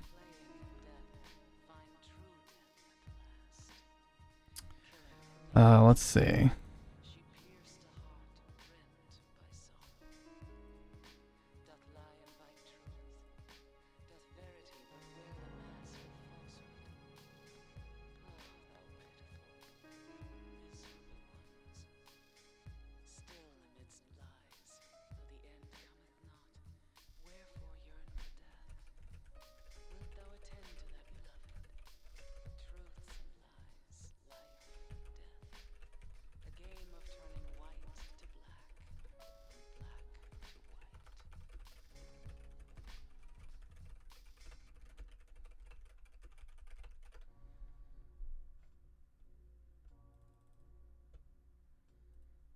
I watched the story about the mini fridge horror short. Yeah, we watched that.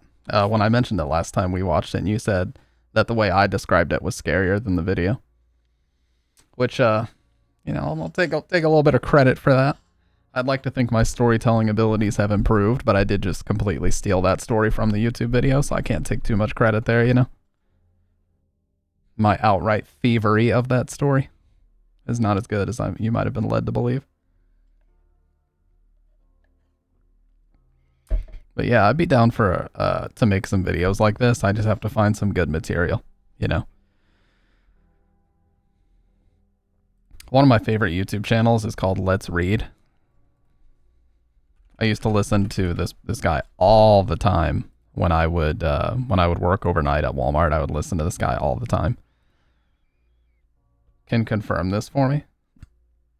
To be fair, that YouTube video stole it. Oh, absolutely, yes. Dude, all these stories and all these things are all stolen from somewhere else. That's absolutely true. And Reddit is usually where most of these originate. Very, very true. Let's see. Most insane New Year's. How insane is it?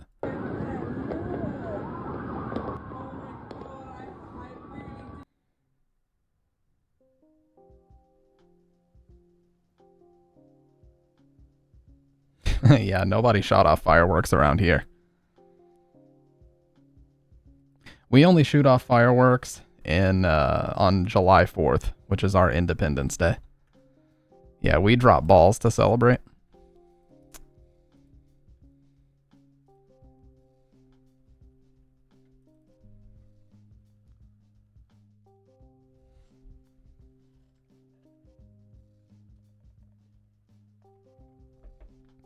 Uh-oh. You know what? In life, don't cover the charge by. Whoa. Don't judge the cover, just the. What have you posted in here, dude? Yeah, no fireworks. Not around here, at least. But on, you best believe on July 4th, they'll be popping off fireworks all day. All day and all night, dude. Let me see. I'm trying to find a video that I would have watched way back when, because I watched this person in like 2015, 2016. I love that he started his channel with Ben Drowned Creepypasta. Oh my god. You guys remember the Ben Drowned Creepypasta about that cursed Majora's Mask cartridge? I remember that.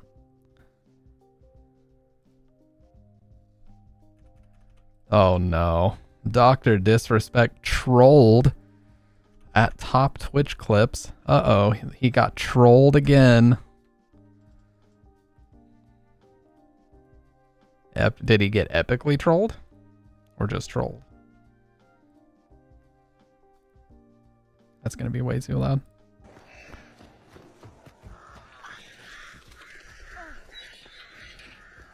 Yo, I'm 17. Anyone wanna go? What was the Silent Hill? Silent Hill gate sound effect.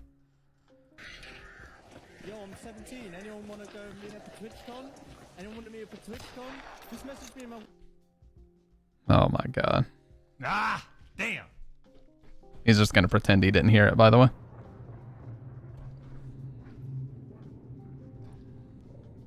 Just message me. Just message me. Just message me. Jobless on a Monday. Just message me. I thought that was gonna be edgy. He's like shaking. Fuck. I gotta hit that shot. I gotta hit that shot. And he's like, he's like, move on. I gotta move on. I can't let him have that, dude. Yeah, he is fuming on the inside. You already know he is. You hate to see it, dude. You really do.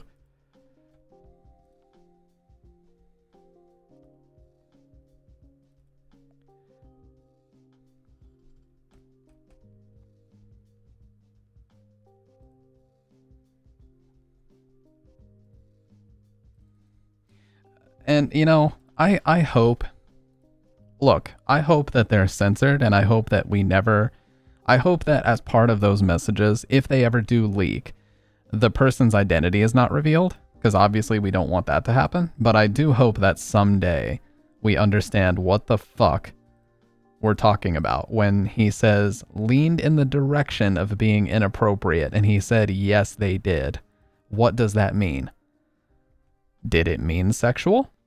Did it mean flirtatious? What did it mean? We don't fucking know. It could have just been like edgy jokes. We don't fucking know. Well, when you say GOW, do you mean God of War or Gears of War? Yeah, he worded it in the most weird, like vague, roundabout way ever. Like, what are you fucking talking about, dude? What does leaned in the direction of sometimes being inappropriate mean? Like, you gotta give us more information.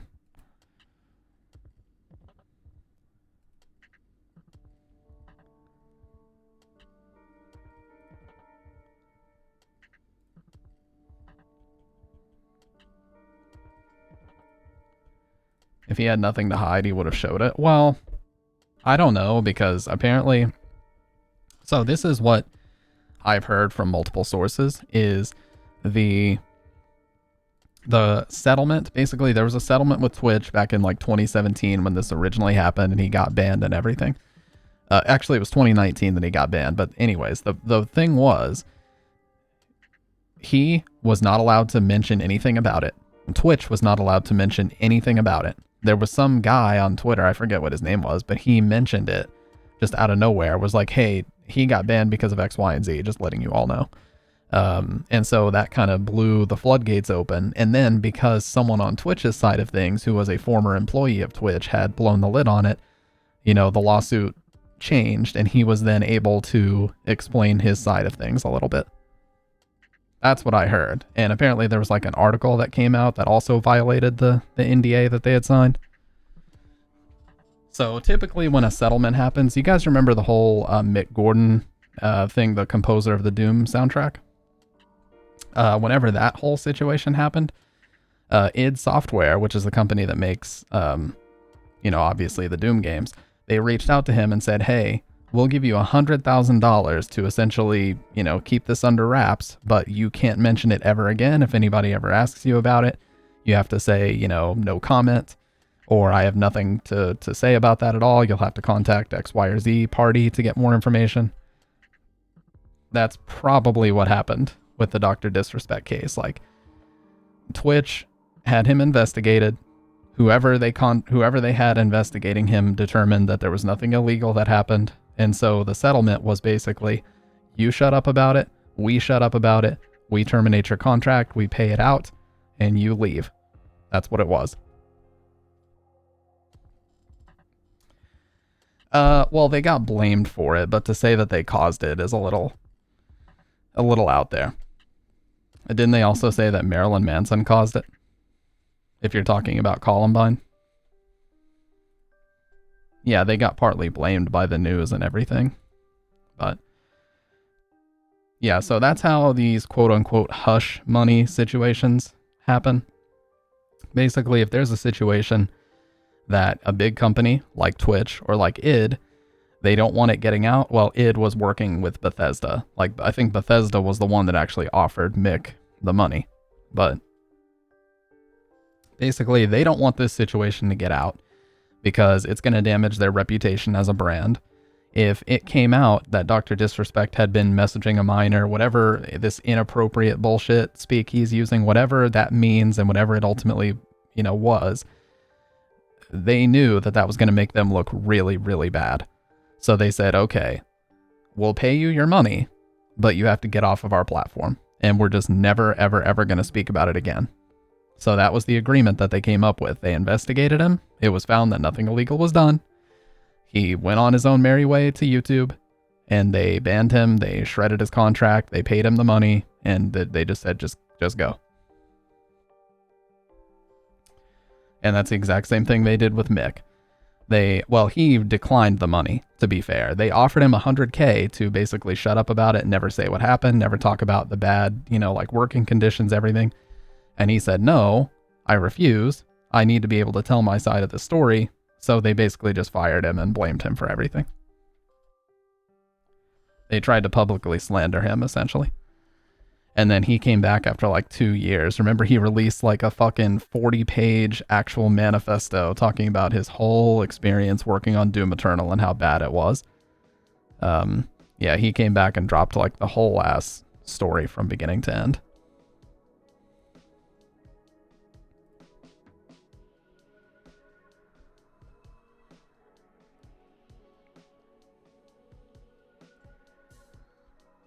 So, bad people do bad stuff. Video games do not make people do bad stuff.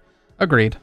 I think that any external factor was just exacerbating a mental issue that was already there.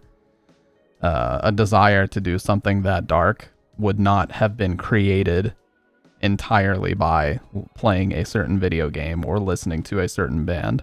It could have been made worse by, but the desire to do it was not created out of thin air by this piece of media. You know, the desire was already there. It just got spurred on by other things. I review animals and many other things. Excuse me?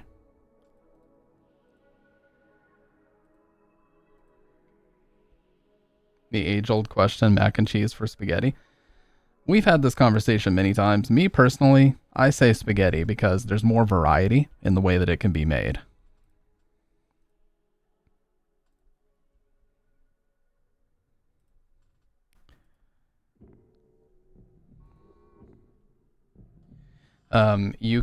There's like, I don't know, fucking 25, 30 different types of pasta you can cook.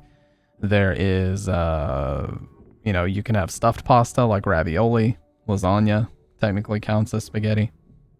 People say that games teach you lessons, but what's the real point of Fortnite, GTA, Doom telling us? Well, the positive PR-friendly way to spin it is to say, well, it teaches hand-eye coordination, which it does. But yeah, ultimately, I'm at a loss a little bit as to what they actually do for us outside of that. Sorry.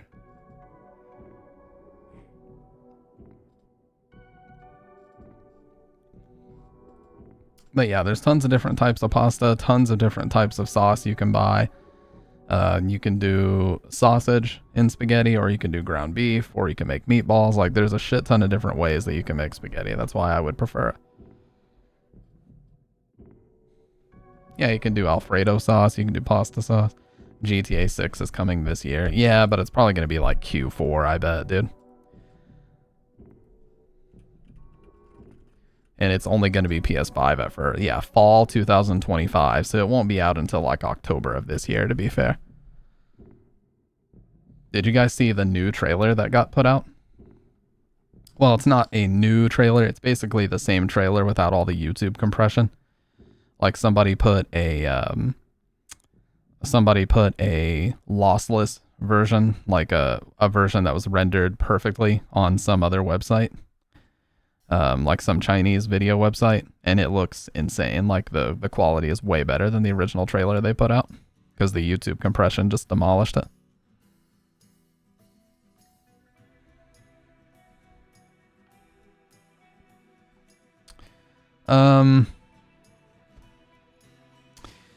Well, yeah, and I think that GTA 6 is going to be so overplayed, people will be sick of that shit in like 30 days, no lie.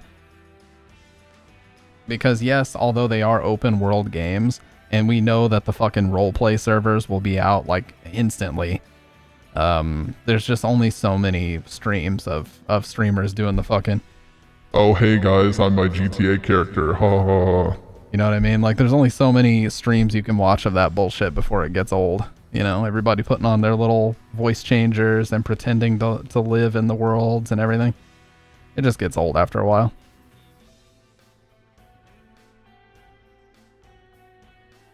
What other voices? I got a couple. This is the one I use when I'm reading memos. Just an echo. Sounds like I'm on the phone. Then there's this one. And this one. And this one. I don't use any of these, but they're here. Yeah, I don't use those like 4, 5, and 6 profiles, but they're there. High-pitched voice saying Gangnam Style? No, dude, I'll get sued.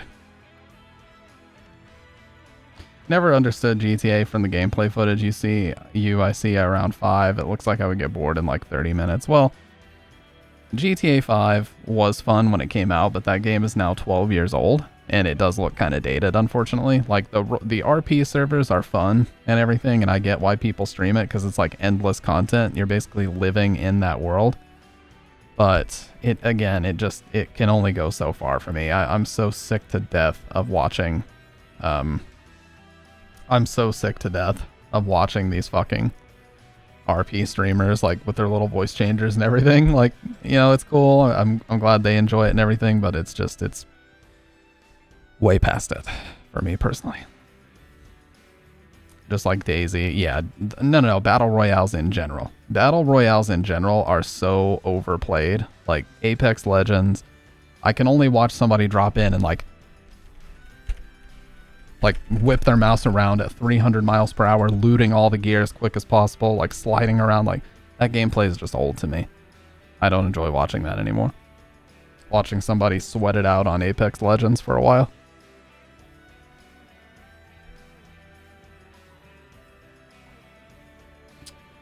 I'm a loot goblin, I ain't ashamed.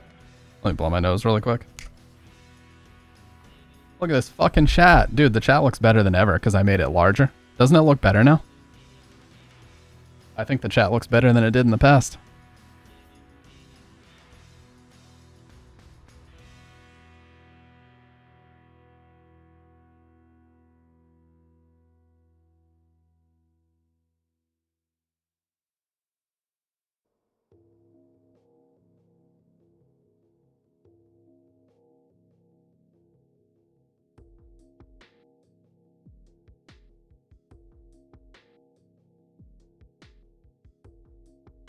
Okay.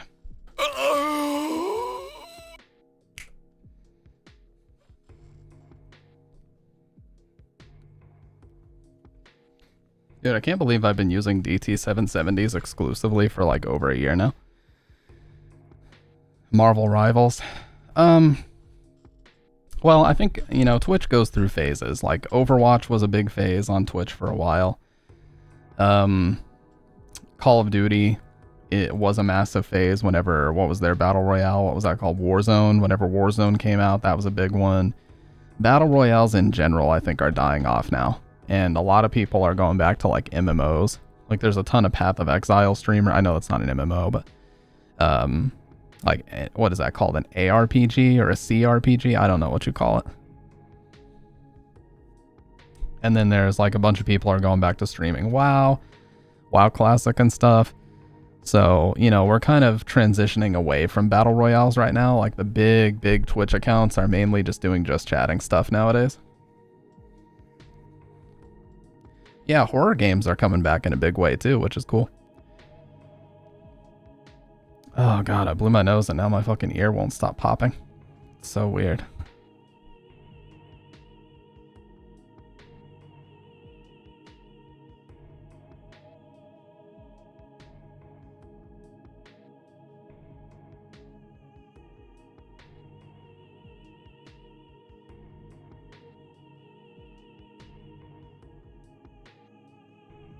I gotta get some pain medicine, you guys. I got a little bit of a headache forming. I've been yapping a little bit too much.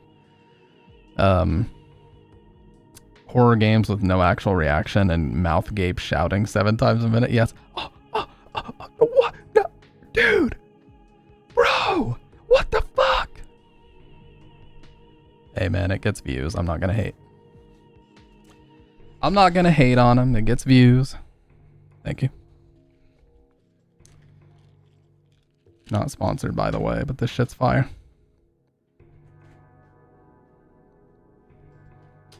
I need help. Please send views.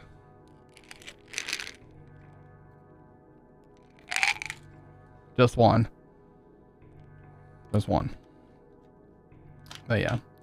For some reason, after I sweat at the gym and I come back, I get headaches real easily. I don't know why. Maybe I'm not hydrated well enough. That's probably it.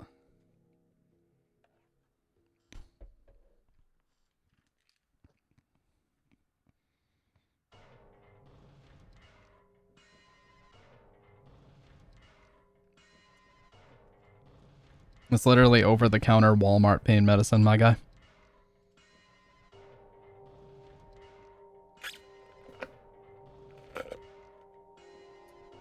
No, it's not candy. It's candy-coated. Ironically, it's candy-coated to make it easier to swallow. But I still have to chew it. Because it's just too big for me to swallow. Okay, well, I realized what I said after I said it, so please don't clip that. Please don't send that to YOLO. Because that context is going to be lost forever. What's so funny? I just hear Bridget giggling in the background. Got some giggling in the fucking peanut gallery, dude.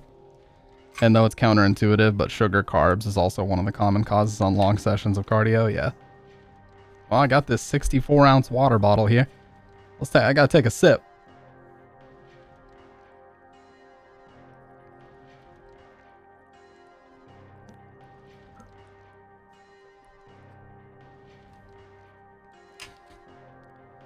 This thing is great, by the way. At my gym, they have a refill station with a Brita filter in it. So I just take it, and the first thing I do is I just clean the whole bottle with soap and water, and then I refill it with the Brita thing. Am I hogging a lot of filtered water? Yes. But hey, they have it there for a reason. I'm going to use it. The water. Yes, the water.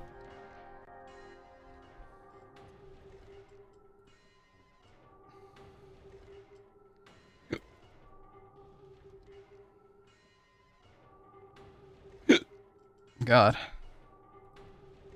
Can't stop fucking hiccuping, dude. Anyways. No, I got a lot of exciting things coming down this year that I want to do. I'ma call the damn cops. The number one thing that I'm going to be doing this year is focusing a lot on making YouTube videos. Losing weight, going to the gym, and making a lot of YouTube videos. I resubscribed to Adobe Premiere. They were actually giving me a free 30 days. So I resubscribed to Adobe Premiere, and I will be using that frequently to make YouTube videos this year. That's a guarantee. I'm going to try to release at least a video a month, if not two. And be way more consistent in just topics of things that I want to talk about that I think are interesting, video essay style stuff, or, you know, settings and mic settings and shit like that too. Call the damn cop. Dude. Rate Maze Runner, never seen it, so therefore 0. Call the damn cop. Dude. Lee, y'all stop feeding this fucking dog, man. I told her, bro, I'm gonna call the cops. What the fuck? Man, fucking huge, dude. Body built like a fucking beer barrel.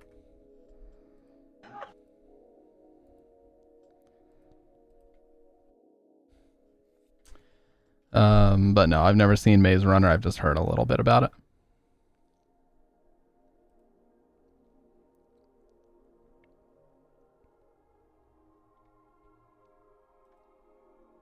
Massive potato ass dog. True.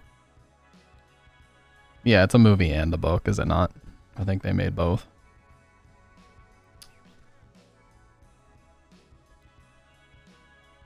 Dude, there's so many mouthwashing achievements I didn't even get. I got 3 out of 18 on a first playthrough, so we definitely have to play it again to get the rest.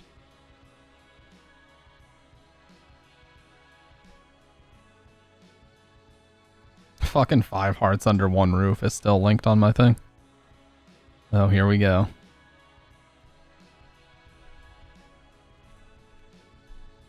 We all get a little loopy after. Okay, that is not what you linked me.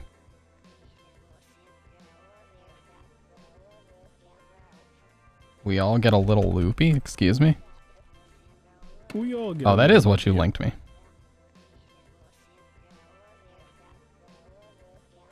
We all get a little loopy after 31 hours of Fortnite.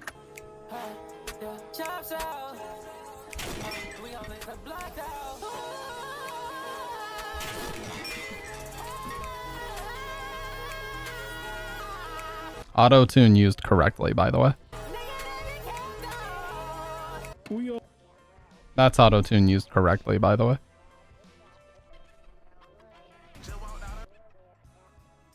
Law style backflip.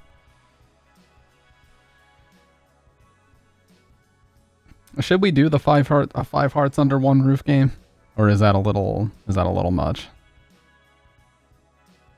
Yeah, dude, I'm glad he stopped doing the whole jumping over Lamborghinis thing. That shit is way too dangerous. Like, even if he successfully did it, that shit is way too dangerous. You can't be doing that.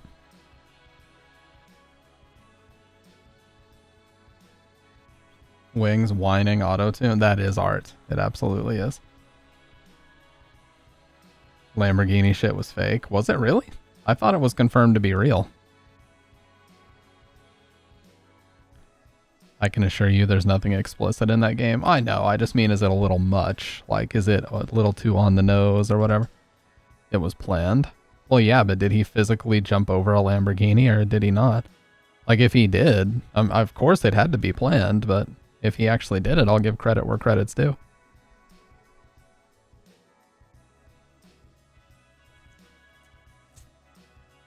I'm thinking about getting the Dude Core mic to be honest with you. Like, I probably won't because I put too much time in on the SM7B by now, but listening to him when he was talking like super close to the mic, I was like, damn, that shit does sound good though.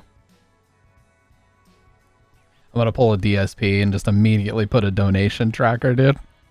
Immediately. The picosecond he's considering buying anything for his stream.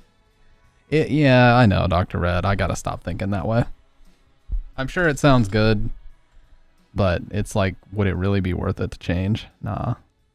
You're 100% right, Kendo. I absolutely would do that. I'd try another mic and I'd be like, this doesn't give me the thing that I like about the SM7B. Then I'd go back, then I'd fuck with settings for 18 hours. I'd pull Bridget over here and have her listen back and forth. She'd be like, you need help. And rinse repeat for like the next 3 weeks. That's probably exactly what would happen, play by play. What I like about this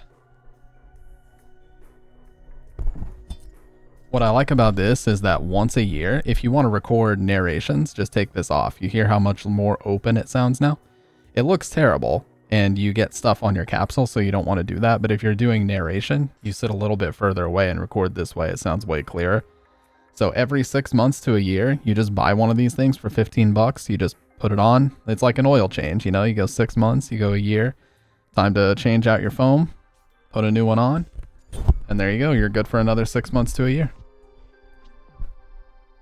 That's what I like about this one. You need help is, I imagine, is kind of on the nose what she would say. That is exactly what she would say. And I don't disagree. I think she's absolutely right. I do need help. I'm sorry, I was about to say something really crazy. I need help with tips. You're watching the Level 1 podcast with DSP. I really need help with tips right now.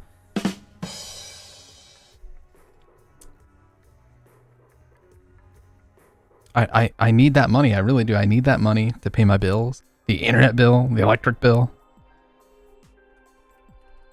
Still one of the best DSP clips of all time.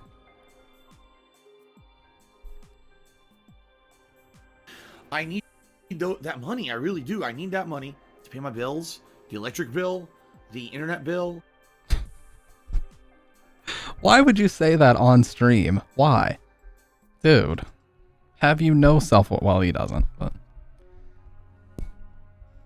You hear a little snap into place. But yeah, have you no self-awareness? Why would you say that on stream? Why?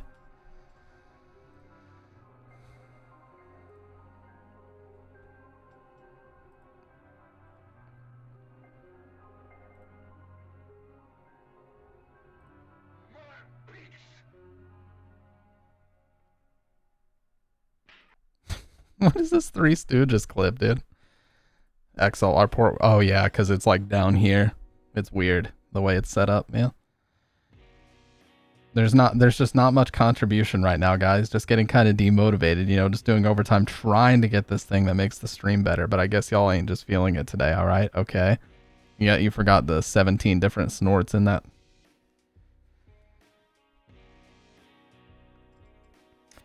Because I don't know what's going on. Like, support was great, and today there's none. Like, no one's here. Nobody's supporting. You guys seem really disengaged. You just don't seem to be liking the content. So you tell me what you want. That's him every single day. Just like demanding to know why he has not reached his. Demanding to know why he hasn't reached his donation goal. It has too many points of failure in my eyes. It has two major flaws. One, it's too quiet. That's why you get your inline booster. The gain has to be cranked to the fucking max. And the other big flaw is the treble. It sounds very dark and very warm. So if you want a mic that sounds clearer, you either got to take this foam off or, you know, you got to be like really, really good with EQ. I just don't put any treble because I don't want treble. But either way.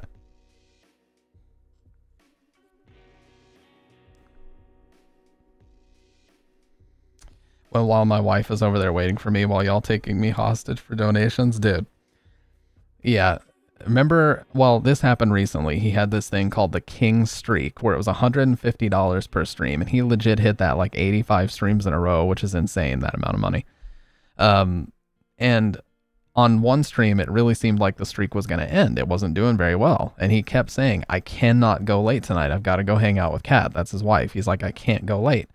So Kat's sitting there waiting, and he decides to stall for an additional like hour and 20 minutes until the money comes in, which, I mean, at that point, it's like, did you even hit the goal? You just artificially extended it until the money came in. How is that even hitting the goal? That's just a fucking technicality. That is true, Dude Core. You had to get that whole CLZ thing to give you that extra bit of overdrive boost.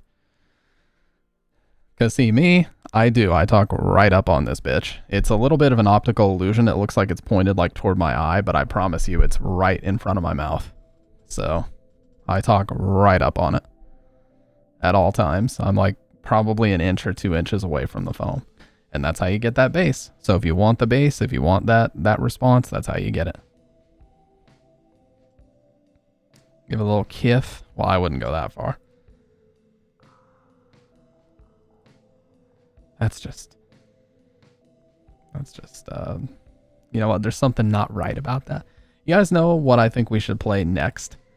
Like, very, very first thing this year would be perfect because it's been a long time. In fact, I might stream the next 3 nights. I'm not going to lie. I might stream tonight, tomorrow night, and Friday night. I say tomorrow night we do Metal Gear Solid.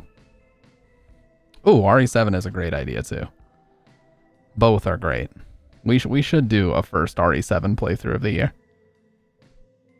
Either one, MGS or RE7. I would love to do a no radar playthrough of Metal Gear Solid 1. That'd be fun.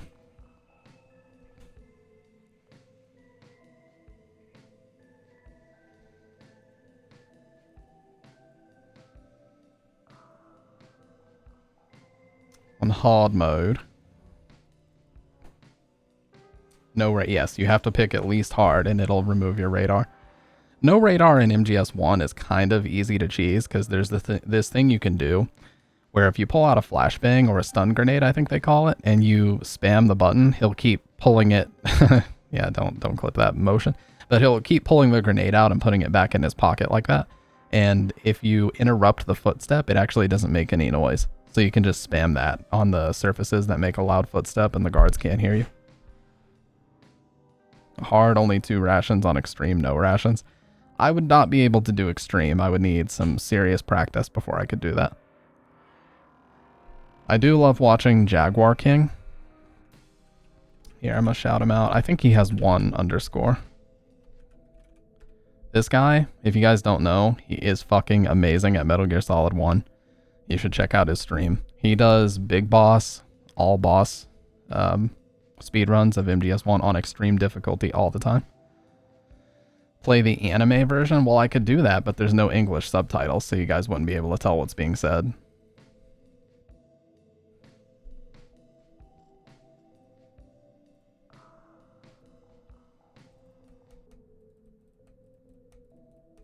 Like, that's the main reason why I play the English version. I love the Japanese voices, and I would argue they are slightly better. But that's the issue, is that there's not like an undubbed version. And the translation isn't 1-to-1 anyway, so. But it is very good.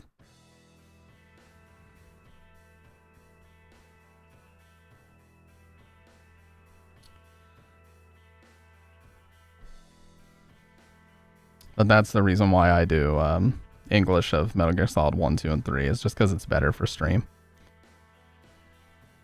And I think you can play those on PC now, right?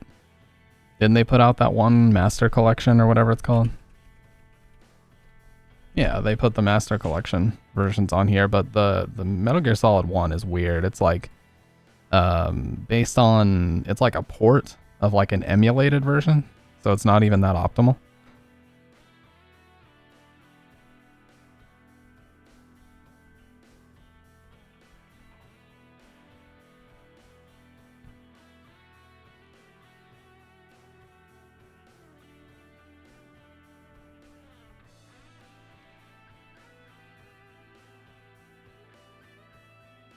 Yeah, it's emulating the PlayStation version, which is really bizarre.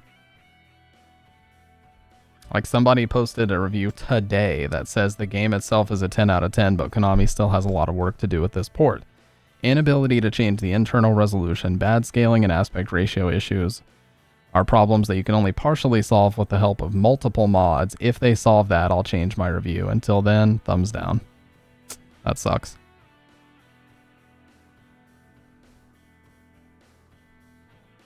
Hey, no problem, Dr. Red. Appreciate you hanging out as always, dude.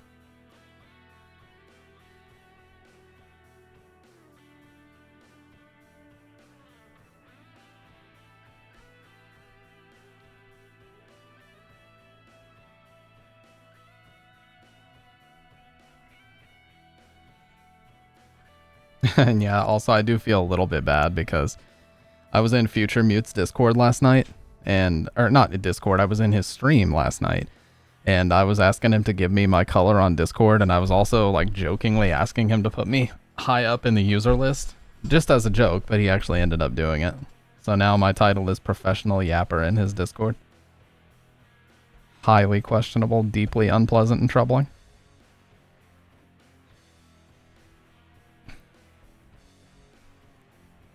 Of course, spaghetti. Yeah, I think he did a pretty long stream as well. He has a cool thing called SyncTube, where it's like 3 or 4 people can, he had an episode hours after the stream? What do you mean?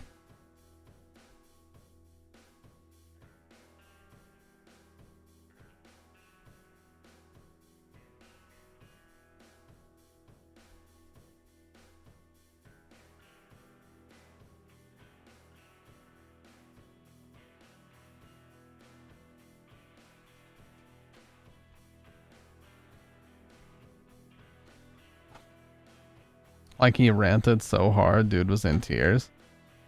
On his stream? What happened?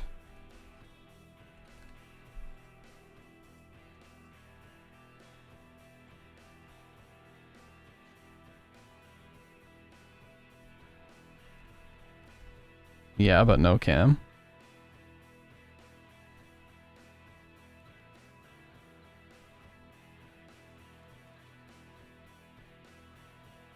Why is this giving me like the weird mobile version? I'm not. More on the love for the art that he's making. Oh, okay. I was hoping it was a good thing. Like, I was like, I hope it wasn't a negative thing.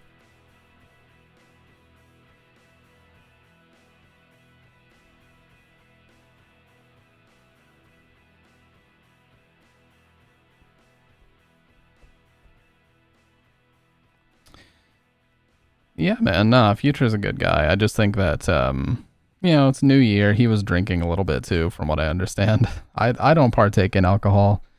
That's just me. I can't hold my liquor, and A, I can't hold it, and B, I don't like being hungover. So my desire to not be hungover overrides my desire to drink. It might seem nice to be buzzed and everything, but I can't be doing that. I ain't got time for that shit.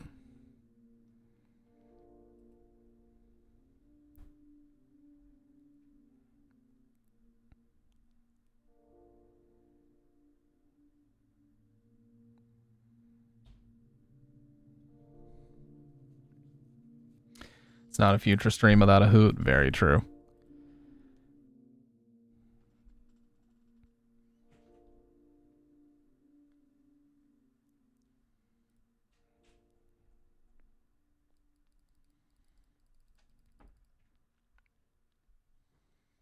See, my question is, my honest question. Yeah, SyncTube is really cool. I like it.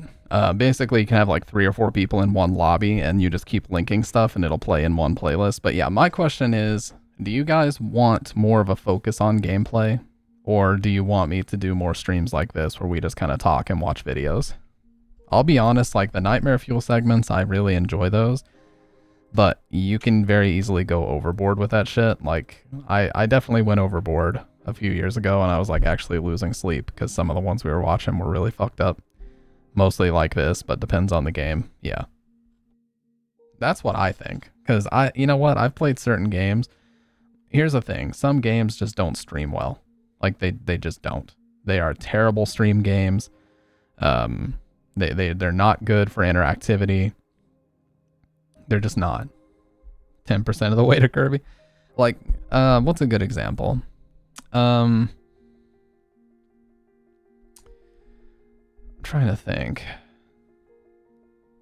Because the Resident Evil games are very good stream games. Silent Hill is an excellent stream game because you can take your time and just like explain everything that's happening. I'm trying to think of what would be an example. Like Death Stranding was a very bad stream game because there was just so much running and reading and listening. Like I had to be fully paying attention to the game and I couldn't really pay attention to the chat. That's just a game that for me and this community doesn't stream well. A couple of the Chillazar games don't stream well because you have to pay attention so much. Mouthwashing was an amazing stream game because, you know, there was no voice acting. There was a little. No joke, Final Fantasy games will be good. Death Stranding is an amazing game. Let me make that clear. I love that game. It's just not a game that I would want to stream. Turn-based. Must finish Persona. Yeah, Persona 3 was one that didn't stream well. Again, because of the length and a bunch of other stuff. I'm going to pee really quick. But yeah, just the sheer length of those 100-hour JRPGs, that's just not really. Yeah, I played Director's Cut for like 35 hours on stream. All of it was on stream. Yeah, I'm gonna take a piss. Give me a second.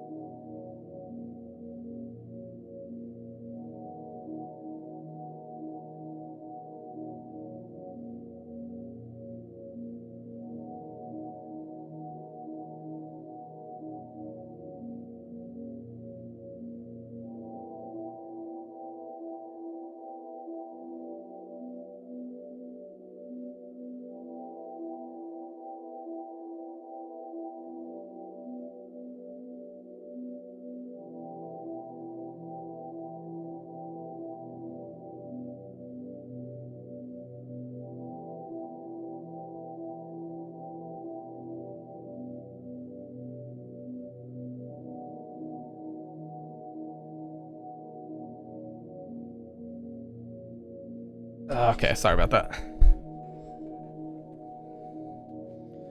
Shit, that's loud.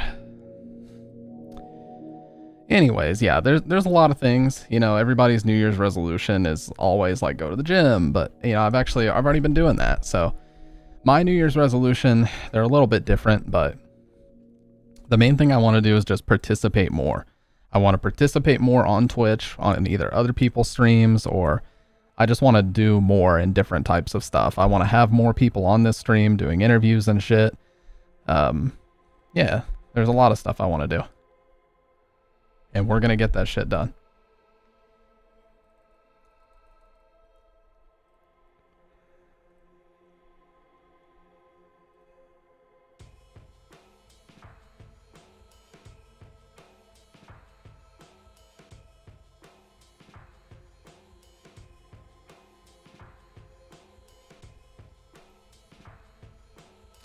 I'm gonna be at TwitchCon. Do they have an East Coast TwitchCon?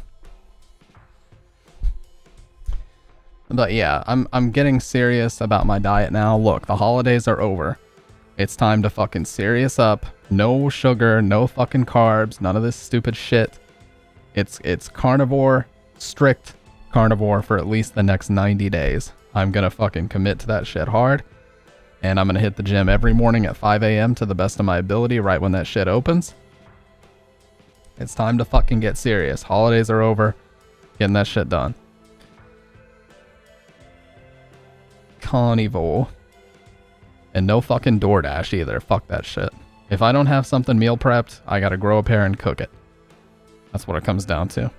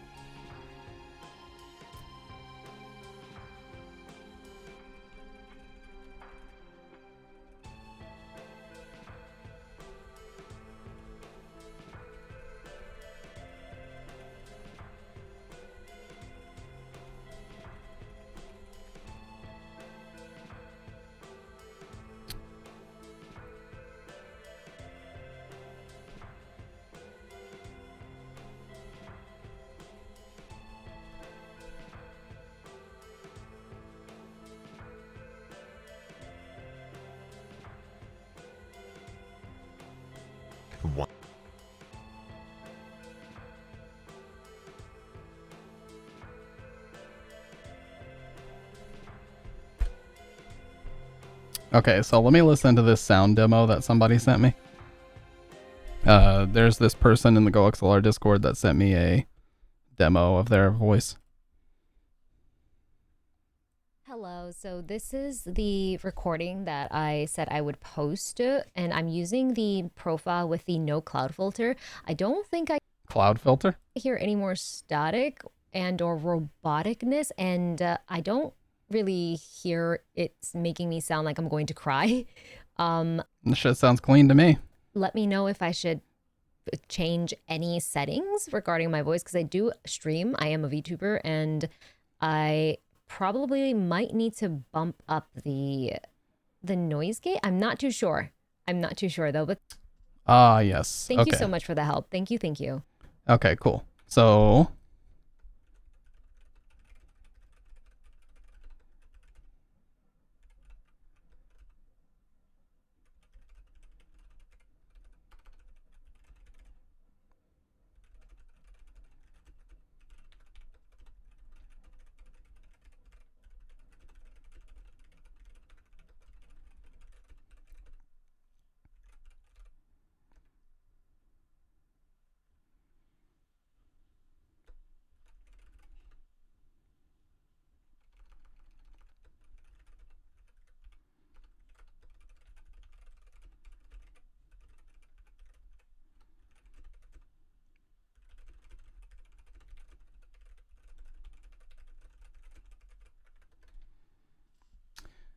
sounds too high for me, or is that just her voice? Yeah, I think it's just she has a high pitched voice. I told her to leave the treble at flat to not mess with it, and it sounds good to me.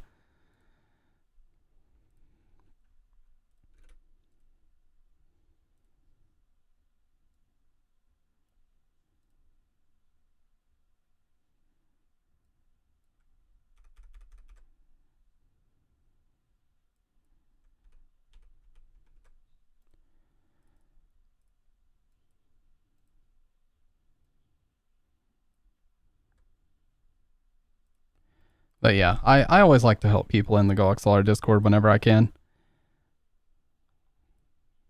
Because there's a lot of people that get these, especially around the holidays, and are like very confused as to how to use them and everything.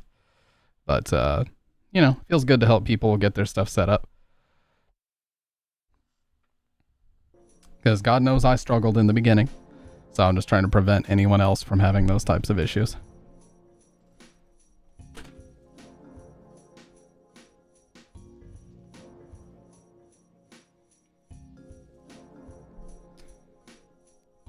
And it's also cool seeing everybody using like my mic profile. Like I keep giving it to a ton of different people. They say it's good.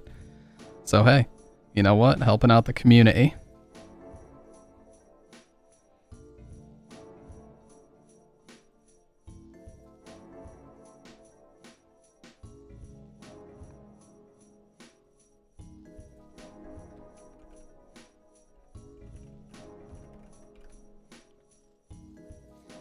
But yeah, just to participate more. Like I said, that's my New Year's resolution. We're going to do new types of content this year. I want to collaborate with a lot of other streamers a little bit more, regardless of size. It's not about that. I just want to collaborate with other people and do cool shit. Like if it's fighting game related, I would like to host a tournament or two with like YOLO. I think that'd be sick. With maybe like him doing commentary and me facilitating the matches, like tracking people down, getting them in the lobbies together, stuff like that. You know, keep getting the podcast going full speed ahead, doing a bunch of interviews, and especially working on YouTube. That's the number one thing that I want to do this year. I want to make a lot of videos, and I have a lot of things that I want to make videos about. So.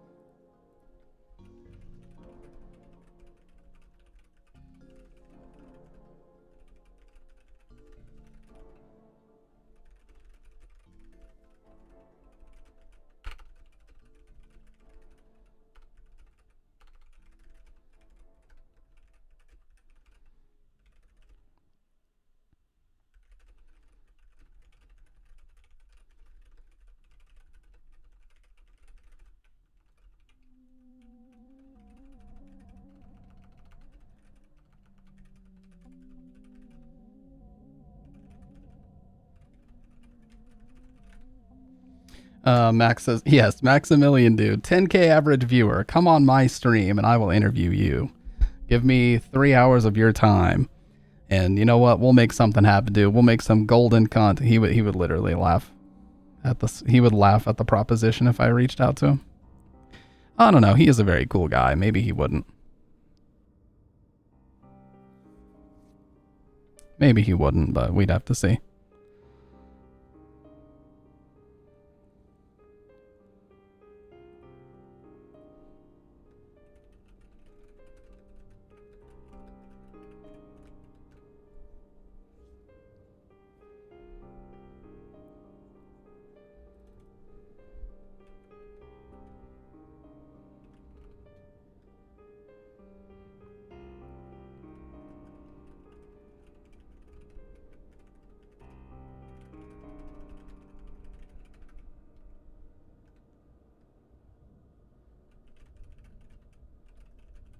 Hey, what's up, Exeter? How you doing, man?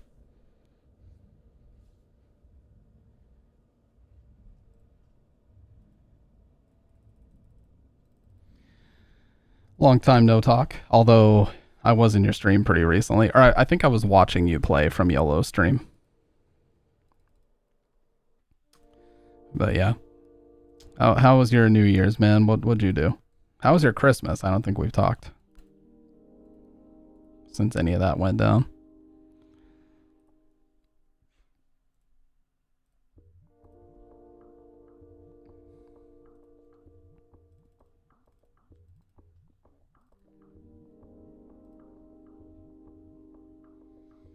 Doing okay for the most part. It was an up and down week. Whose emote is that? Gohan's? That's sick, dude. Christmas was great, but 2 days after, our 4-year-old cat had a heart attack and oh my god. Jesus Christ, man. Was it a stray or did you guys rescue it?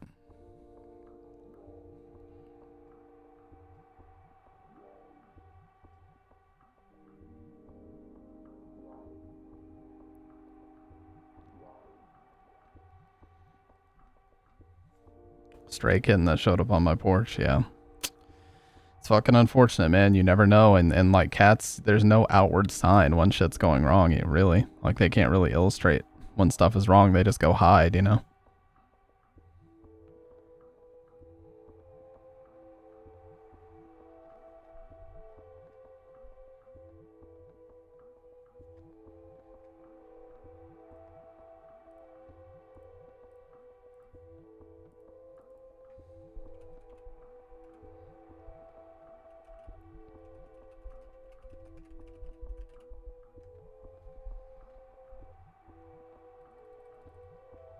Fell asleep on the couch 2 days ago. Curled up next to me and went to sleep. I woke up with 5 kittens crawling on me, just pandemonium. Yeah.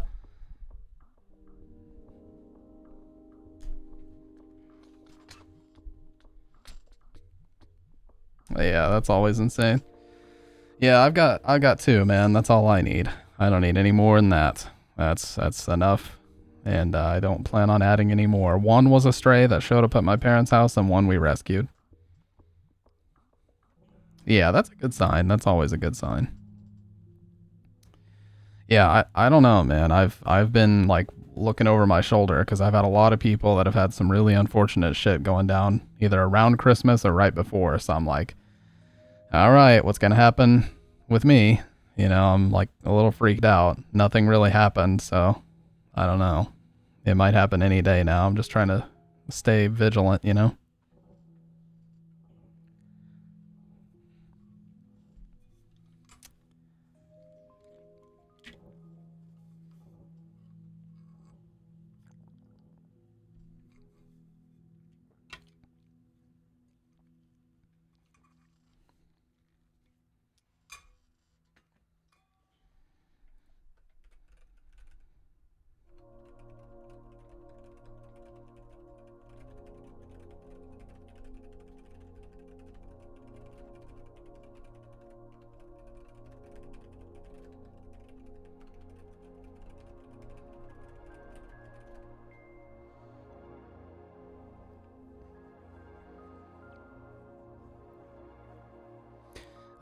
Cursing yourself thinking like that. Maybe. But I think it's the opposite where like if I expect something bad to happen, usually the opposite of what I'm expecting occurs. So we lost 2 cats the same day. Neko died, Nash went with my cousin, but it's weird. Both the cats are dark colored fur. 3 of those kittens are fucking orange. Oh no. I don't think orange is a mutation, but it's possible. I know tortoiseshell is a mutation for sure. And it's like one that is like 98% female. So like 98% of all tortoiseshell cats are female. It's really bizarre. But yeah, always, that sucks to hear that, man. They are definitely like little members of the family after a while. You get used to their personalities. You get used to what they like and what they don't like, when they want to be held, when they don't and shit. And, you know, them not being there, you definitely notice.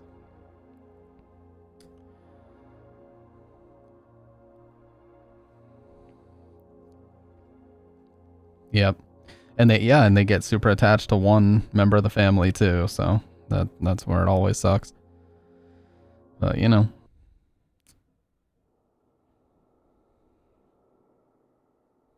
Yeah. But you know, it's unfortunate, but it is an important lesson in life, you know, to learn. It was an important lesson for me at a young age to learn, like when we had our first dog die. It sucked. But, you know, my dad was like, hey, it's an unfortunate fact of life, you know?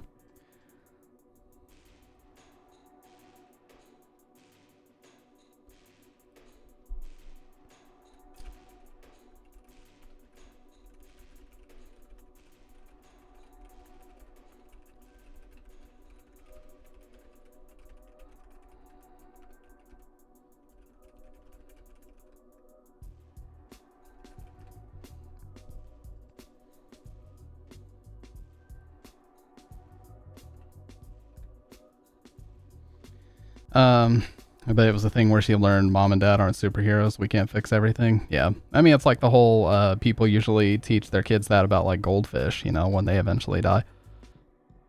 But it's important, you know. I do also think that, yeah, no, I never did either. I always thought a fish was like a very boring, pet. We had, oddly enough, my dad would like get into these weird ass phases. And one phase that he was in was he just really wanted a parrot for some reason. He's like me, like he jumps from weird interest to weird interest, and he just wanted an exotic pet like out of nowhere. He's like, I want to get a military macaw and teach it how to say things, and he just fucking does it. He just gets one. When I tell you, to this day, what that fucking bird would do is anytime somebody would knock on the door, he would just shriek, like fucking scream. And those screams are ear piercing. I mean, they will fuck you up. You don't understand how loud they are until you're in the same room as a bird that screams full volume. So to this day, when I hear somebody knock, I like tense up because I think I'm going to hear that shit. Dude, it's fucked up. If you were in the same room as an eagle when it did a full volume scream, you would probably have your ears ringing right after. I have family that had parrots and shit. Yes, macaws are loud as fuck, dude. They seriously are.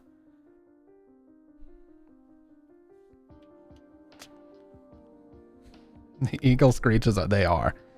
But yeah, my dad was always into, we had a ferret at one point, like we had hamsters at one point. Because I think I had watched like Home Alone 3 or whichever Home Alone movie has the kid with the hamster that he named Doris. It's not the one, it's not one with Macaulay Culkin, it's one of the shitty ones.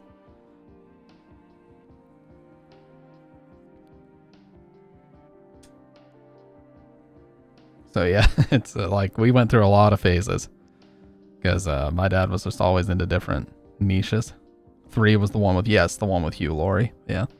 Way before his House days. That was like his defining role. Like everybody still knows him as Dr. House. But they don't know that he did like slapsticky comedy shit before that.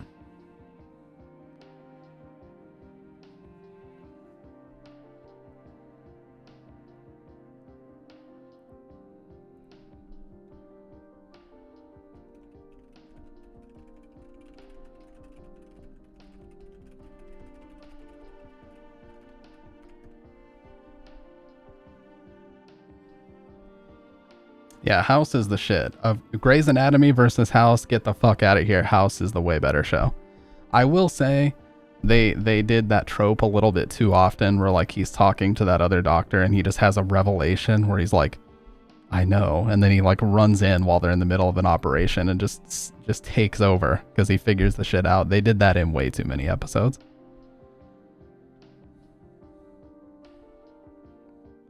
Had my laptop and hitbox with me at the news party, and some dudes talked shit to me about how good they were at fighting game. Oh god. Yep, you had to bust out the hitbox on them. You had to let them know.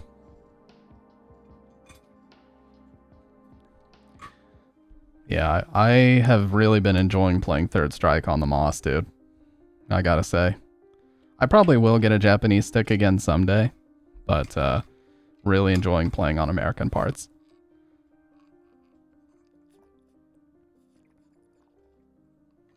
That's how it always is, man. Everybody wants to talk this. They want the smoke. But when you start talking about money, it's, I don't do that, man, you know? Like, well, then don't talk. Don't talk if you're not willing to put down the money. I bet 250, dude. I wouldn't run a set with you offline for 250. Hell fucking no. I can't beat you online, and offline you would have the ability to punish my low forwards and shit and easily react to fireballs. I wouldn't do it. I'd run a set offline just because it's fun, but I wouldn't put money on it. Because I'm realistic about where I am in the scope of current players, I will say offline my reactions are obviously way better too. But yeah.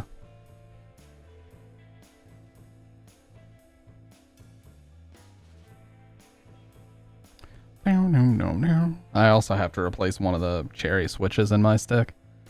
I suck on... Oh, okay, here come the excuses. In the Smash community, they call those Johns, by the way.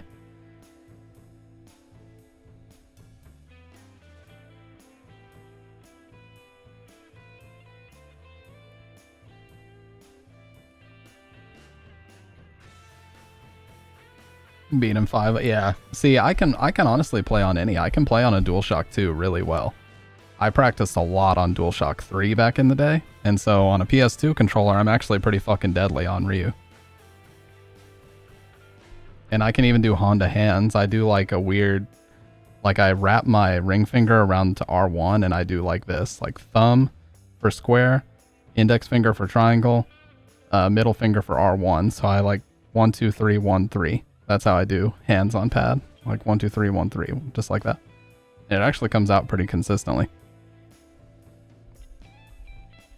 But you have to like hover your hand over and claw grip it and shit. It's really weird.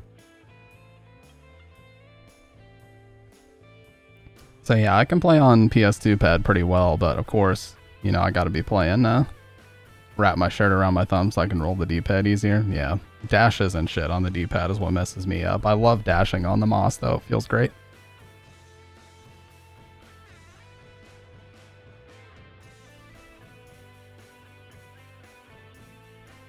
If I had a flathead, I would take apart my mouse and show you. But this is the shit right here. Gotta get that sound. Best sound.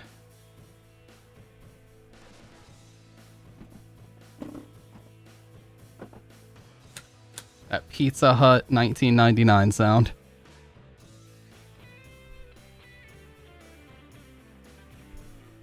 SF2 1-up. Nice. Man, I remember when those things first came out, fucking everybody was coming in our stores asking about those. It's crazy how much relevance Street Fighter 2 still has to this day. Like, it's actually insane. Super Turbo still has, like, one of the most active Fightcade communities alongside Third Strike.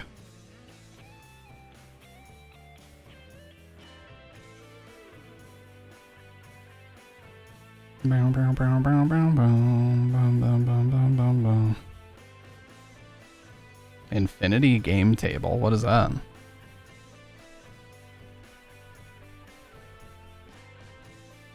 Oh, I see. For like tabletop stuff?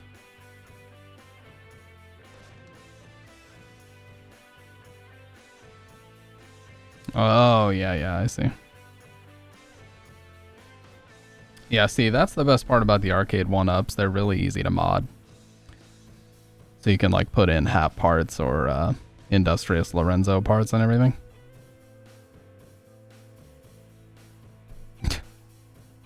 Hey man, that's how you know you got a good one. She understands you like that. To say, you know what? I'm gonna do it anyway.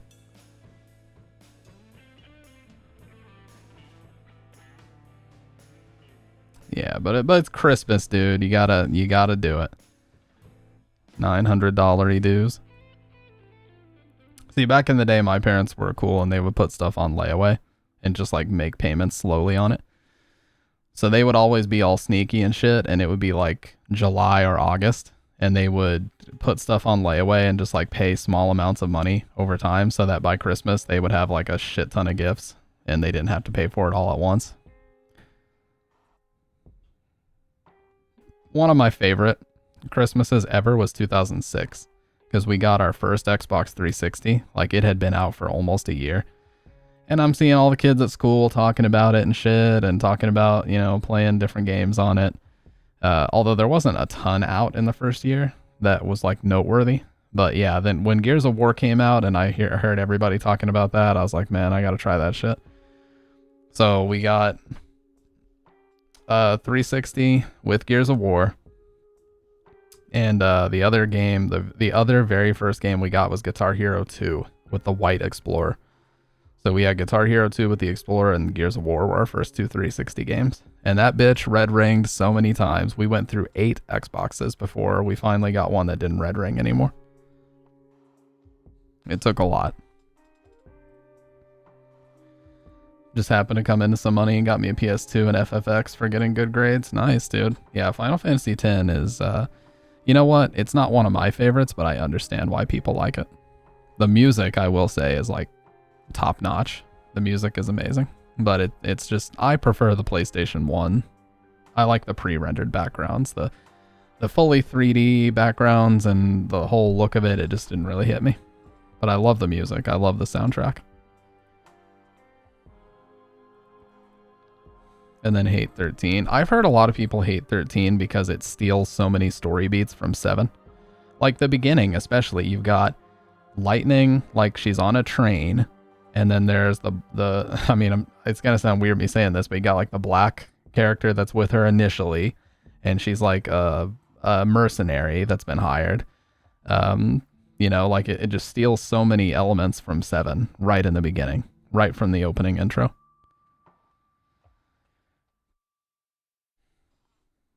hallway simulate. Yeah, I mean, wasn't Final Fantasy X super linear?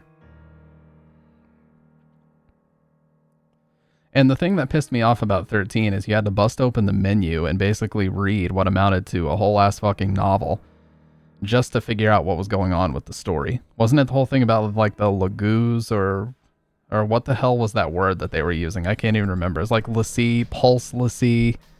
Like what the fuck, dude? I had to bust out, like I had to go into the menu and read a goddamn novel about Lassie and Pulse Lassie and what all this shit even meant.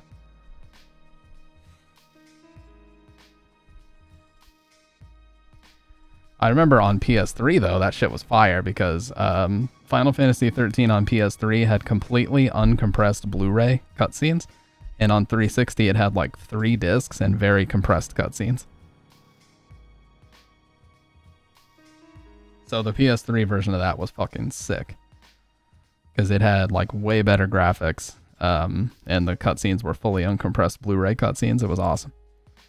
And they had so much money behind Final Fantasy 13 that they rendered 2 versions of every cutscene. One version with English mouth movements and one version with Japanese mouth movements because their budget was just like a blank check for that shit. So real ones, such as myself, I went to the wonderful world of PlayAsia.com and I bought Final Fantasy 13 International Edition, which was the Chinese version of the game. And what the Chinese version of the game gave you was Japanese voices with English subtitles. No, that was not a Stream Deck trigger. It's the Go XLR. That's what I use.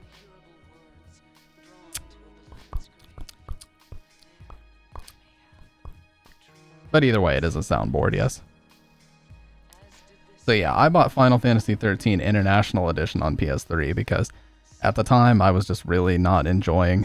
I really was not enjoying English voice acting for Japanese games. I just kind of got over it. 8 was my first full play. See, Exeter, I always thought because your name is Blue, I thought you got your name from a guy who was in a band called Deadsy named Exeter Blue. That's like his stage name. You should look up the band Deadsy. There's a song by them called Phantasmagore. Never even heard of it, but yeah, that's the only time I've ever in my life heard of the name or word Exeter. Holy shit, I'm already winning. What do you mean, gambling on Cryptar? Blue is your favorite color? That's not allowed. You gotta keep it silver. You know, my color used to be red for like 13 years. My color was red from the day I created my Twitch account until like July of last year. And then I changed it to silver because of these pads and just because black and silver has kind of become my overall color scheme. Black and white or black and silver. And silver seems really distinct on a Twitch chat thread, so. You're doing good on crypto. You know, you got to kick back with your best friend stamp. You gotta throw a little cut my way, dude. That's what everybody always does. You get a small lottery winning. You go to the local like gas station, right? And you win $2,500 on the lottery. Suddenly everybody starts coming out of the woodwork. Bro, remember that time that I talked to you in 3rd grade and I said that I thought your shirt was cool? Come on, bro. You gotta get me back for that, right?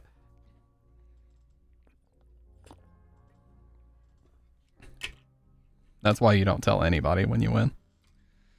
You don't tell anybody, you immediately get a fucking tax if you win like a big amount, especially.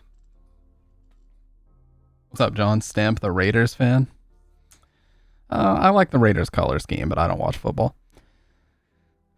More of a... Did you see that fucking glazing ass LeBron message? That LeBron comment that I put in my Discord, by the way? That shit was insane. It sounds like when I open a booster pack. I'm good luck.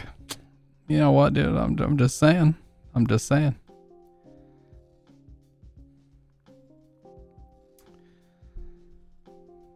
But yeah, if you win, I would say if you win 100K or higher, maybe even less than that. But if you win 100K, don't tell anybody. Don't post shit about it.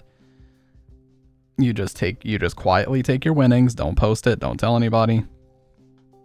And then you get a CPA or a tax attorney immediately, and immediately figure out how much you're going to have to pay in taxes and set that shit aside out of the winnings. If you want lump sum or whatever, set that shit aside so that you don't end up getting fucked when it comes time to do your taxes. And you're like, oh my God, why do I have to pay all these taxes?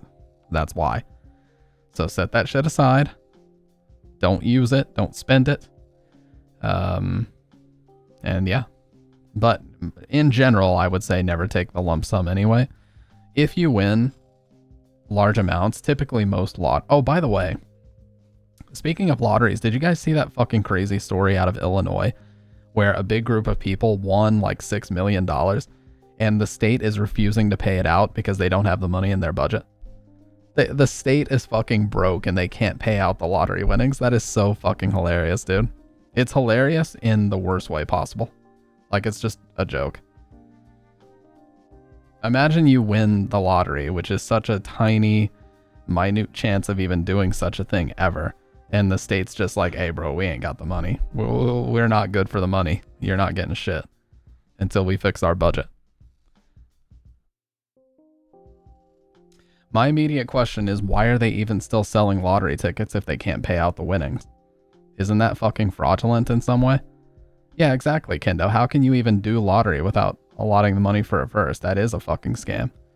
It's just like those people who win max wins on slot machines, and then the fucking bouncers for the casino come out and say, oh, the machine malfunctioned, but we'll compensate you the money you put in for that one spin. How about that? It's fucking bullshit, man. You can max win on a slot machine and they will just choose to not pay you and say that the machine was faulty. Is there any proof? No, they don't have to provide you any proof, but you know, they'll be like, oh, we'll buy you a steak dinner or something. That's a real thing that happened, by the way. A lady got a max win on a slot machine. They came out, told her it malfunctioned, and they offered to pay her back just the money for that spin and to buy her a steak dinner. That's it. Her and only her, by the way. Any other additional people she was going to have to pay for. What a great system we have. Nowadays, everybody's gambling on fucking poly market. Literally everything in the world has been commodified into a gamble. Will whatever presidential, you know, it's like presidential elections all around the world. Will they select this person to be part of their cabinet? And then there's betting going on. And then, you know, when will this person be confirmed to the cabinet? There's betting going on. Fucking, you know, sports is already completely compromised by shit like FanDuel and everything else, but there's way more stuff. Like, will this person leave this team? Will they request a trade? Holy fuck, man. There's a great video by Drew Gooden about that, about how gambling is just getting worse and worse every year.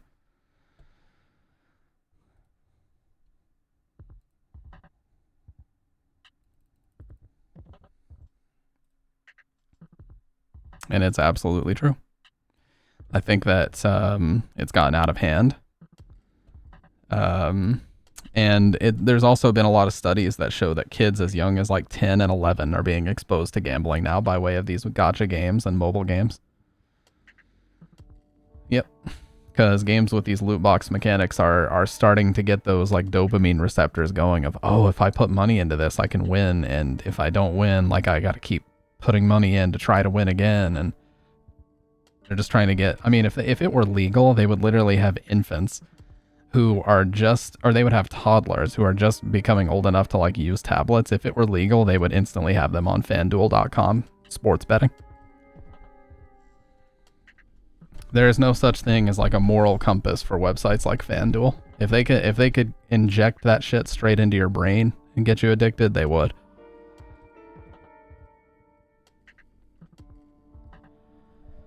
But that's the most dangerous thing about gambling, is that you can chase losses. So if you lose a shit ton of money, you know, something goes horribly wrong, you can say, you know what, I'm just one, you know what they always say? It's like, I'm just one bet away from a big win, dude. And then before you know it, you've put 5,000 in and you've lost all of it. And there's just nothing fucking else for you to do except take the L, you know?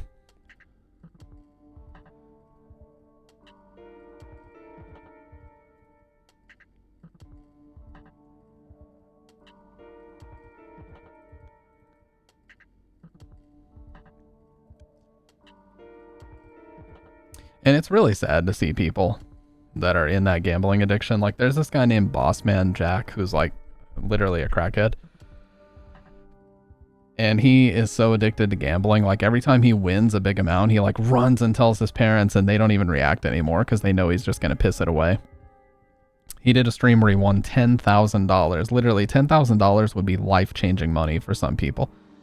And he like runs and tells his parents. He comes back, immediately starts doing like 50-50 bets. And he's betting like 1,500 per coin flip, essentially. He loses it all within like 10 minutes and starts begging his chat to juice him up, as he says. Lost $10,000 in the course of 20 minutes and was already begging his chat to send him more money to gamble with.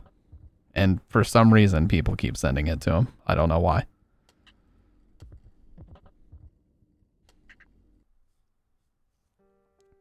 Well, because they enjoy watching the train wreck. That's what I'm saying, dude. For real. $10,000 is life-changing money for us. Shit, I could pay my car off and fucking coast on that. You know what I mean? But, yeah, that's just the reality of a gambling addict. They don't think about things like that. They just want to, they just immediately want to put it back in because they want to chase losses.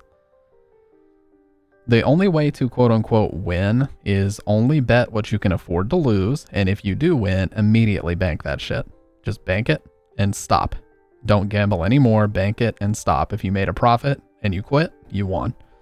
Every single time you come back, only bank your profit. If you just lose, just quit before it gets out of hand. But again, only gamble with what you can afford to lose. As soon as you gamble that money, assume that it's gone forever and that you're not getting it back. If you're okay with that and you got that type of expendable income, then cool. But otherwise, don't fucking do it. Losing $400 after being up $500 was enough for me to never do it again. Yeah.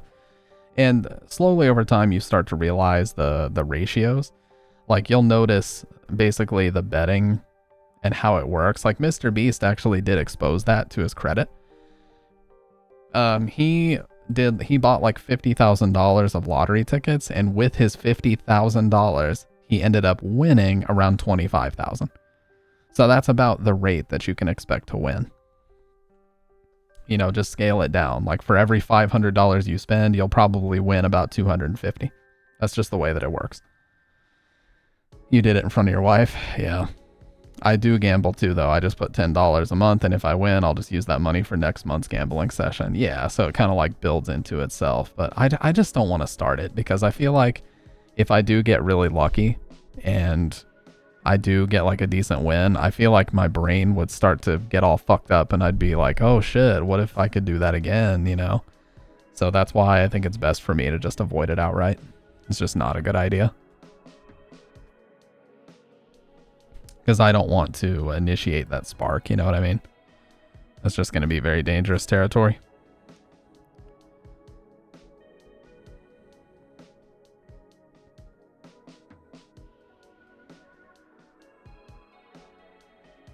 Worst part of it, she was fucking livid. Yeah, I bet, dude.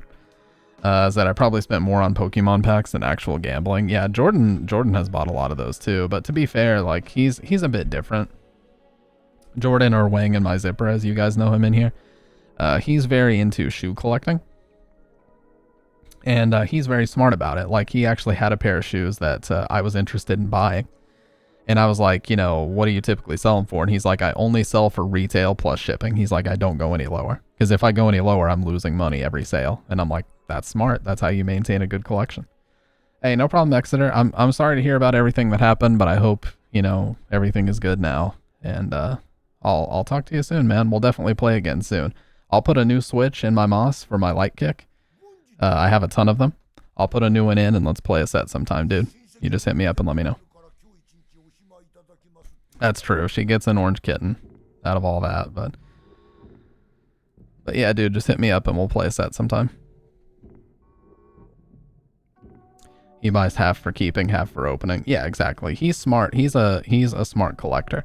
He doesn't just collect for like ego, because there's a lot of people. I didn't even realize this was a thing until I was way older. In game collecting, I was out to collect games that I really badly wanted to play, and I just enjoy the ownership of having them, like the Silent Hill games, physical copies, you know what I mean? Like the actual physical case and the disc and everything. I didn't realize there's a whole community of game collectors who legitimately just buy the shit to put it on their shelf and just take photos of it and flex. I didn't understand that concept because I was like, why would you purchase a game with zero intention to play it? But it's a real thing. Like, people talk about it as if it's an investment. It's like, oh, in 10 years, these idiot gamers will be paying X amount of money for it. I can't wait to...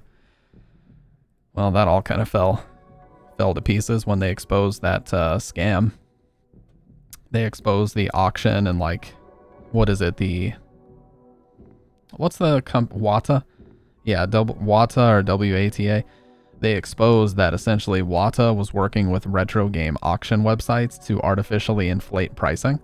And ever since that got discovered, the value of most of those retro games has plummeted. And nobody's paying like fucking 50 grand for a copy of Mario 1 on NES. That's just stupid shit. To be fair, nobody was paying that originally. It was just artificially inflated because the two companies were in cahoots, but you get what I mean. I don't know why I use that word. Cahoots. That's probably the first time I've ever used that on stream.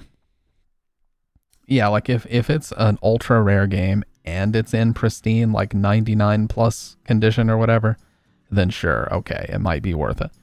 But let's be honest, most of those are complete horseshit, and we all know it. I certainly ain't paying fucking 50 grand for it, even if I had the money. Even if Stamp was a millionaire, which I'm certainly not.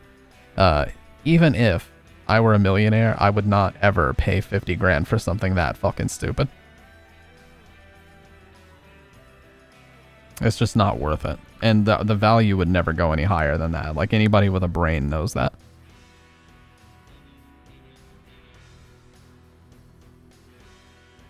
I remember whenever the NES and the SNES Classic came out, that's all it was. It was like dudes in line that were like in their 40s, had no intention of playing the shit. And they're standing there in the line just talking about how much money you can make on eBay by scamming people, or by scalping people. I wouldn't say scamming, but scalping is the more applicable word.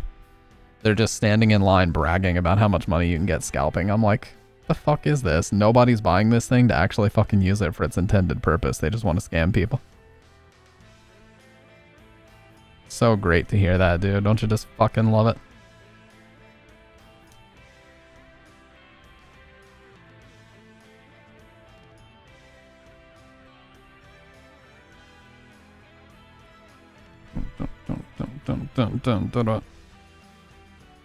Anyways, those mini consoles are scams. They were until people figured out you could mod them. Hey, what's up? It's Stormcloud. How you doing? But yeah, they were scams until people found out that you could mod them. Once it was discovered you could mod them and put like every SNES ROM on there, that was cool. But I was definitely disappointed by the initial selection of games that they had. Like in Japan, for example, they oddly chose like Street Fighter 2 The New Challengers, which I don't know what the hell that was about. But like, what a weird version of Street Fighter 2 to choose if you're going to put it on a classic console.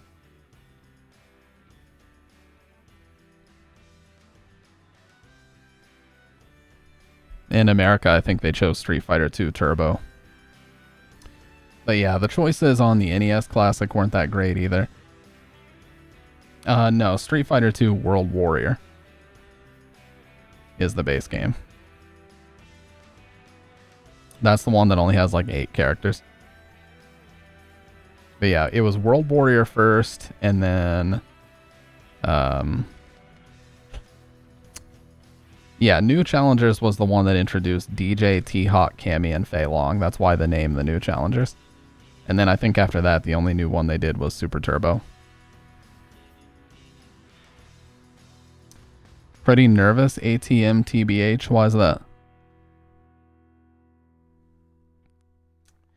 But yeah, New Challengers was the one that had Fei Long, T-Hawk, DJ, and Cammy, and then after that, I'm pretty sure Super Street Fighter 2 Turbo was the last one that they did.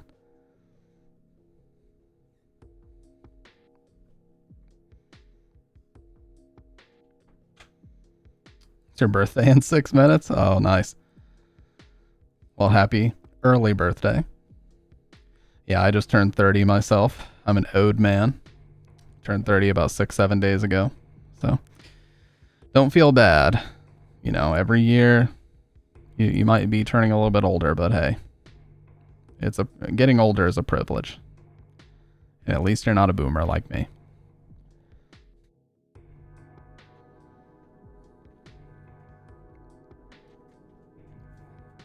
That's all right though. I've been hitting the gym. You know, Father Time is undefeated, but I'm putting up a hell of a fight. Or trying to, I should say.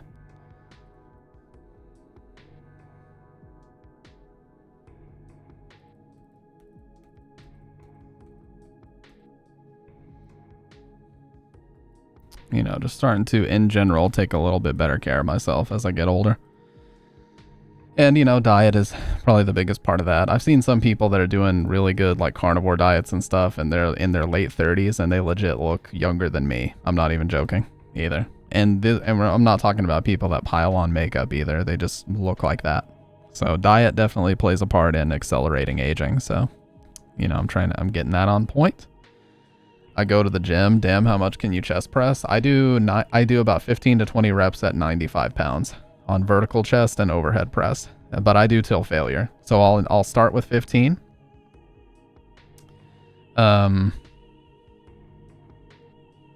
Thank you, Stamp. Nice of you to say it. What you mean?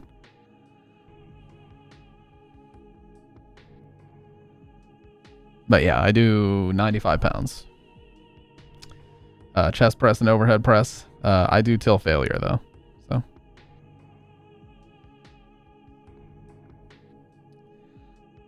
start out at 15, and then usually I can do another 8, and then after that I'll get up for a second, get back, and do probably 6, then 4, then 2, then it's a struggle to even get 1 rep, but that's the best I can do. Do 25 reps of 100 pounds. The best is like, I fucking love press. I love leg pressing. I just wish that it didn't make me feel like such garbage the couple days after I do it. It's funny, day 1 after leg day, you're like, oh shit, I got this. And then day 2, it's like, I can't even fucking get out of bed. I was pretending you were talking about me. Maybe I was. Here's my question. Do you have any proof that I was not talking about you? Because if you can't provide me with proof, and I don't mean photographic evidence, I need a painting. I need oil on canvas that I was not talking about you. And if you can't provide that, well then you're just being a clown. That's just how it is.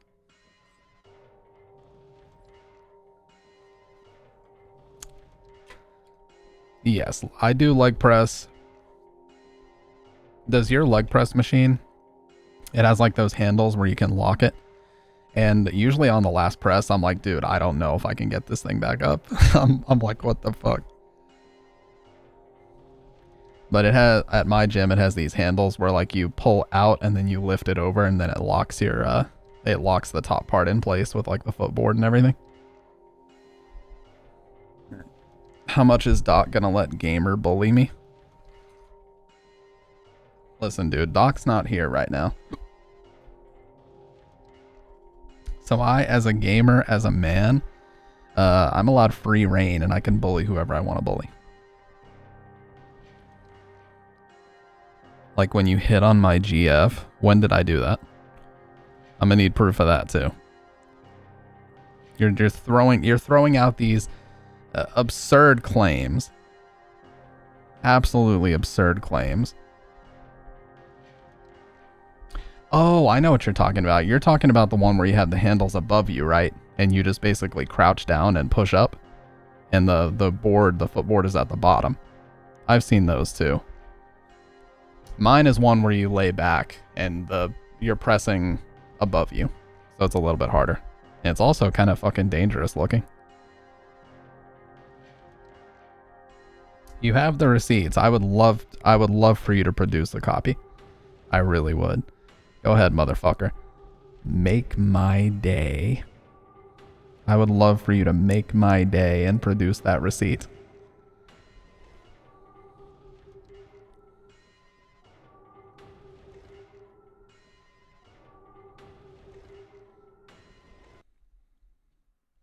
Okay, this link is gonna look sus, but click on it anyway. Okay, absolutely not.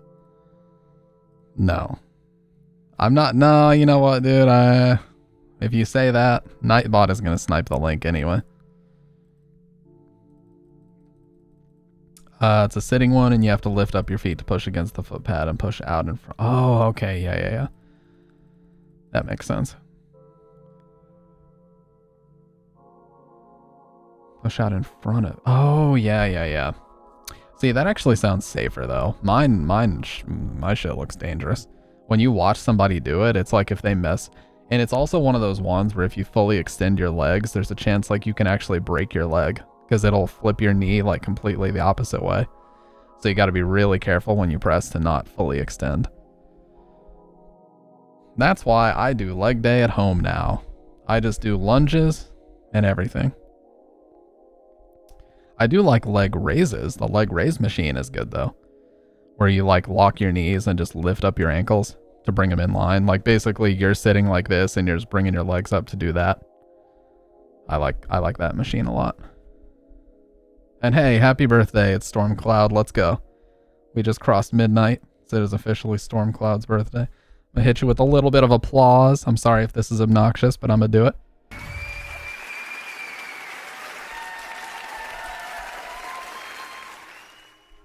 You gotta be extremely careful, you'll dislocate your knee. I've almost done that, it was very close. Yeah, and you can like feel it happening too. It freaks me the fuck out.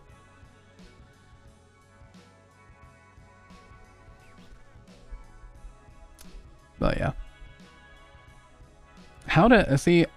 I always wonder this. Like, how did you locate this stream? How did you find this degenerate ass stream in the corner of Twitch? I always am curious how people find it. Because there certainly ain't anything on the screen worth clicking on, so. But yeah, my favorite machine by far is Preacher Curl, vertical press and overhead press. Or chest press and overhead press. Chest press is like this. Like you have handles that either go down or out, and then you just press like that. And then overhead press is like this, and you just go up with it. There's just something about hitting those three specific machines. I just fucking love it. You just put on some Slayer and get to it, you know what I'm saying? Listen to Dave Lombardo fucking obliterate those drums and get those reps in.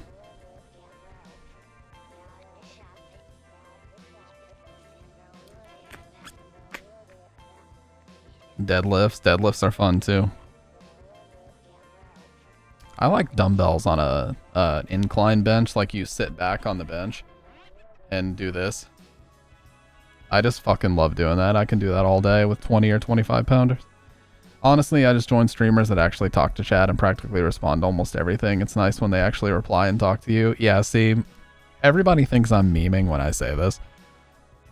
We're gonna have a serious conversation. Everybody thinks I'm memeing when I say this, but if a community gets too large, so to speak, the chat is just moving by at like 300 miles per hour and you can't even really respond to everything. So I feel like it just puts this massive wedge in the interactivity. You know what I mean? So in a sense, I actually appreciate having a smaller community for that reason. Everybody thinks I'm memeing because they think I want to be like Kai Cenat or whatever, but it's like, no, dude, seriously. If the chat was going by at 300 miles an hour, how the fuck would I even read it? Well, that's special. Appreciate that. And we are referred to as the chat. No, you know what I mean, though. I'm speaking in generalities, okay? If the chat was moving that quickly, the stream would be a lot less fun. I like to focus on names. I don't like to... I hide my viewers, I hide my followers, and I hide my subscribers. Like on OBS, I'm not worried about that. I'm just worried about the names that appear in chat and the things that are being said. That's where I enjoy it. Ooh, we got the reverse will. Deadlifts are amazing. Absolutely.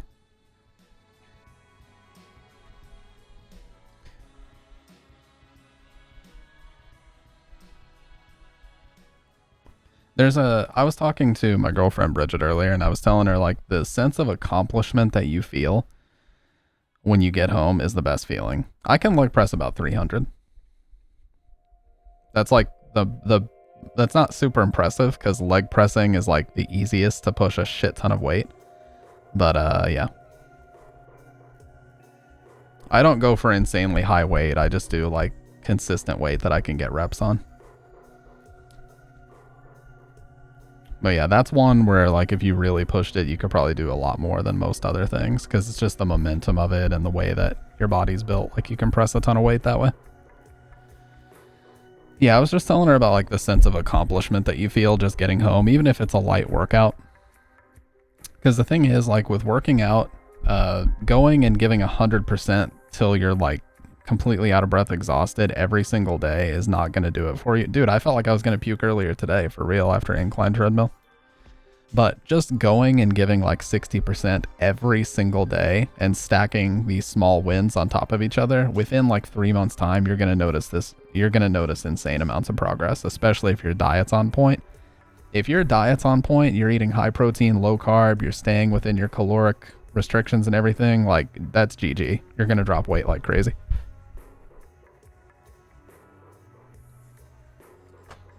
I can do 275 on leg press. My friends find it shocking because of my age and height. Yeah, it's leg press is one that you can definitely up the weight quite a bit in the best way possible.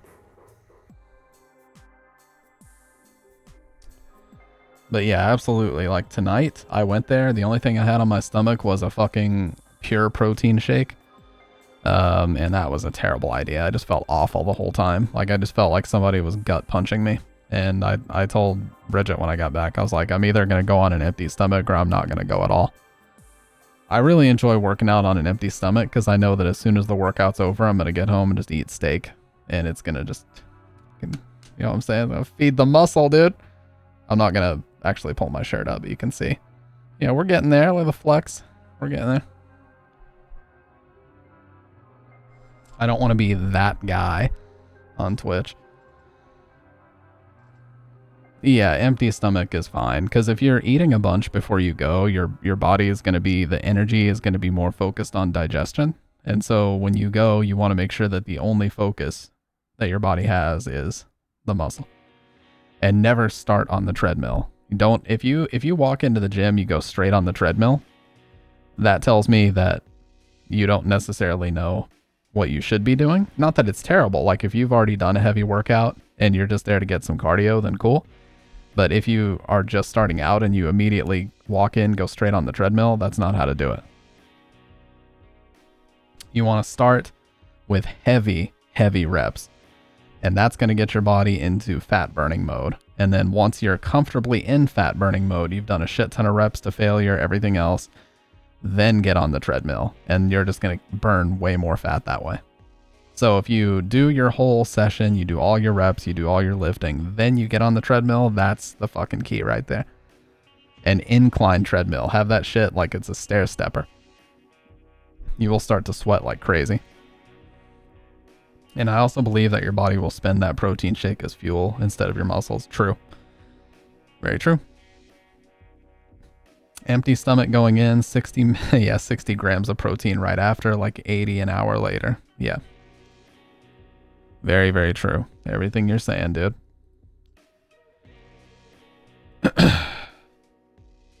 But yeah, that's basically the way that you should approach it. And then, you know, a lot of people, they go for like 2-3 weeks. They come back, they see no progress. They're like, man, what is this shit? I'm just going to quit because I'm not seeing any progress.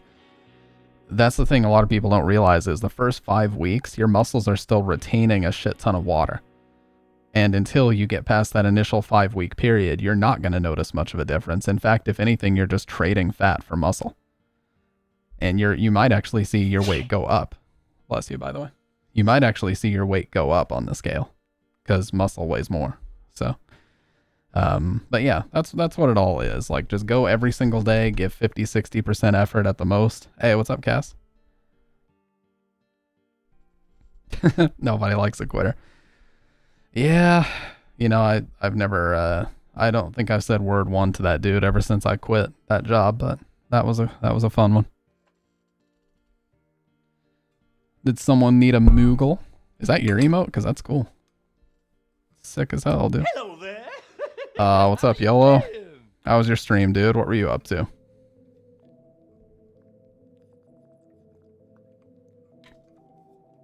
What's up, Joe Wiley? That is Twinkie Emperor, is it not?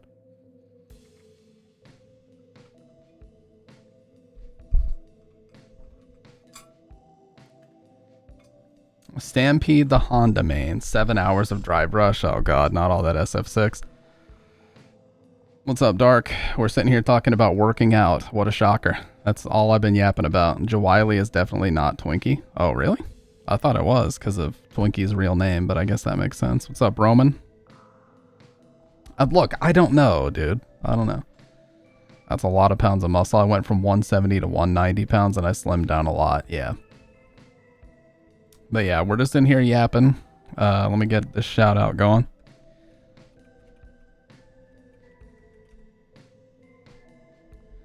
No, I think his real name is Jawan Kennedy or something like that. I don't know. What's up, BJ?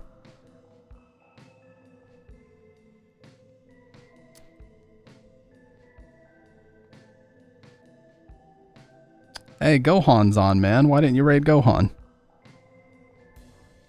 What's up, Majestic? I know, I recognize all these people. I'm just big. Hey, man. It's never too late to start. Stamp is in his... I'm on my fitness journey now. So I'm gonna educate you no, you gotta say bastards. You fat bastards on how shit really is with us fitness bros phase. Not yet. Hey, give it a year. Give it a year. Shouting out MF's government names. Ah, come on, dude.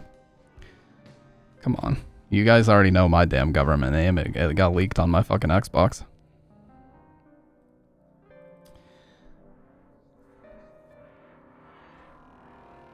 Besides, he's been all over the Revival Discord getting smoke from various people. Or being involved in, you know, drama from various people. So I'm sure a lot of people already know.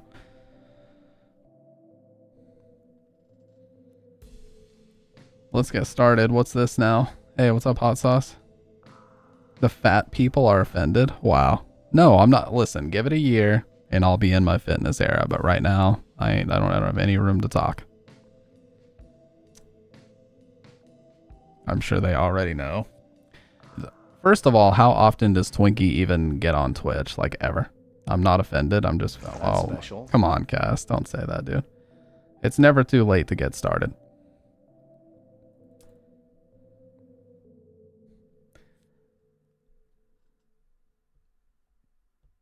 Playing some MLB The Show. Dude, remember when MLB The Show was actually the shit on PS3? I remember that. No one was here when we were talking about the GF being thick, but now, yeah, Dude Core and Siren, we're talking about Siren's girlfriend being thick. I'd say it's kind of late if you're out of shape in your 70s. Yes, true. There is a cutoff. Because, like, isn't it a thing, like, where you're 40 or 50? I think, no, I think once you're in your 60s, it becomes, like, incredibly difficult for your body to even build muscle. MLB The Show 24 is kind of cool. Yeah, I remember I used to play that shit on PS3 all the time.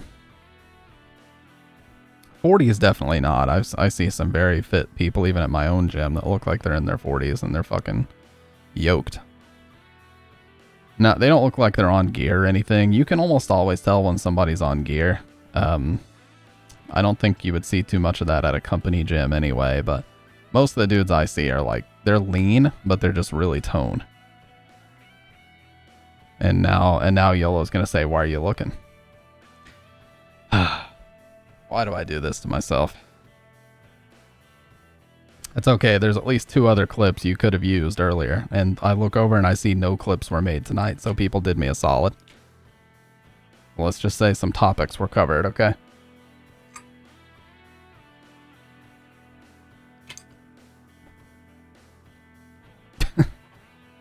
Oh dear God. Yeah, some of the stuff you see is probably impossible without gear. Yeah, if you see a motherfucker looking like Liver King or Sam Sulik, especially if they have a shit ton of acne, but they're relatively young, like one of the biggest side effects of like Tren and other shit like that is acne, so. And not to mention, you know, the shit that it does to your brain chemistry in general, like stunts your emotions, but you still have roid raging every now and then. It's a real thing. Trust me, it's a real thing. gear just to get a jump start, roll that B down a hill. True. Yeah, and you know, a lot of people are like, man, I'm okay with whatever side effects because I just want to look like this, or I just want to be fucking huge. It's like, yeah, the gear's not gonna magically make you look fucking gigantic. You still got to go to the gym and put on, like, you still have to put in a ton of effort, but at the same time, it's just too many fucking side effects. It can enlarge your heart, and there was actually a guy, Rich Piana, who died at like age 46 because he was on so much shit that it enlarged his heart and it constricted his aortic, what do they call them, like the aortic valve, so like no blood could flow through his heart. Cali Muscle, people think he hopped off gear because of how he looks now.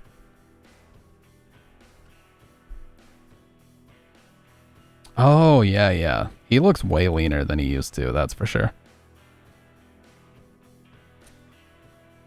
Yeah, and you can usually tell when somebody gets off of gear because they just lose like the volume. Like when they're on gear, they look super fucking pumped and just round at all fucking time. Like their bicep is goddamn huge. And then whenever they get off gear, it looks like they're just losing weight. Speaking of not dying young, I gotta sleep. Hey, appreciate you hanging out as always, Siren. Have a good one. I have 2 friends that compete professionally, with one having a pro card. Doing this without gear is very hard. True. Look good, feel good. That's accurate. Dude, I was just saying earlier, just going, even if you're only putting in like 50-60% effort, just fucking going, working up a sweat, you know, until, you know, you feel like you've had enough, you've got a good solid workout in, you know, doing your reps and everything. Just doing that makes you feel so fucking accomplished that you're good, you know? I think it's especially good to do that first thing in the fucking morning. That's the best time for me. I like to do that shit at 5 a.m. Get it done at 5 a.m., come back, get your cold shower, and then, you know, even if I got work or whatever, I'm okay with that. Log into work and get started. That's another like benefit working from home affords you, but I know it's not for everybody. In 1 year, gonna be, hey, that's the goal, man. I got started 3 months ago. I got started back in early October. That's when I started going, so I'm only 3 months in. It usually takes a good solid 6 months or so to start seeing major progress, so yeah. But everybody, I'm sure, knows, like, that's all I will not stop fucking yapping about, so. But hey. Dude, I was talking about this earlier, but tonight there was some chick walking around with like a tripod, and every time she would go to do a set, she would set the tripod up, put the phone in, set it up, and like look around, and then start the recording, and then do the set, and then get up and like reset the whole thing again. It's like, what are you fucking doing, dude? You're gonna be here for 4 hours. What is the point of recording all this? Just get your shit done. Oh no, we're calling out ranks now. Is that an SF6 rank we're calling out? Just referring to people as their ranks. See, the real trick is just to not play Street Fighter 6. You don't play Street Fighter 6, nobody can do that shit.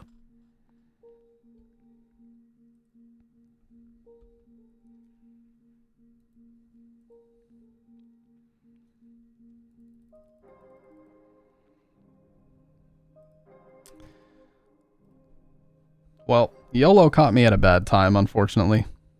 Because I actually do have work in like 5 hours. But I tell you what, Gohan's live. So let's just keep this shit going. Tell my man Gohan I said hi. And appreciate that raid again, YOLO. But yeah. Yeah, we're going to head on over to Gohan's stream. And you guys already all know him already. So I'm going to get the fuck out of here.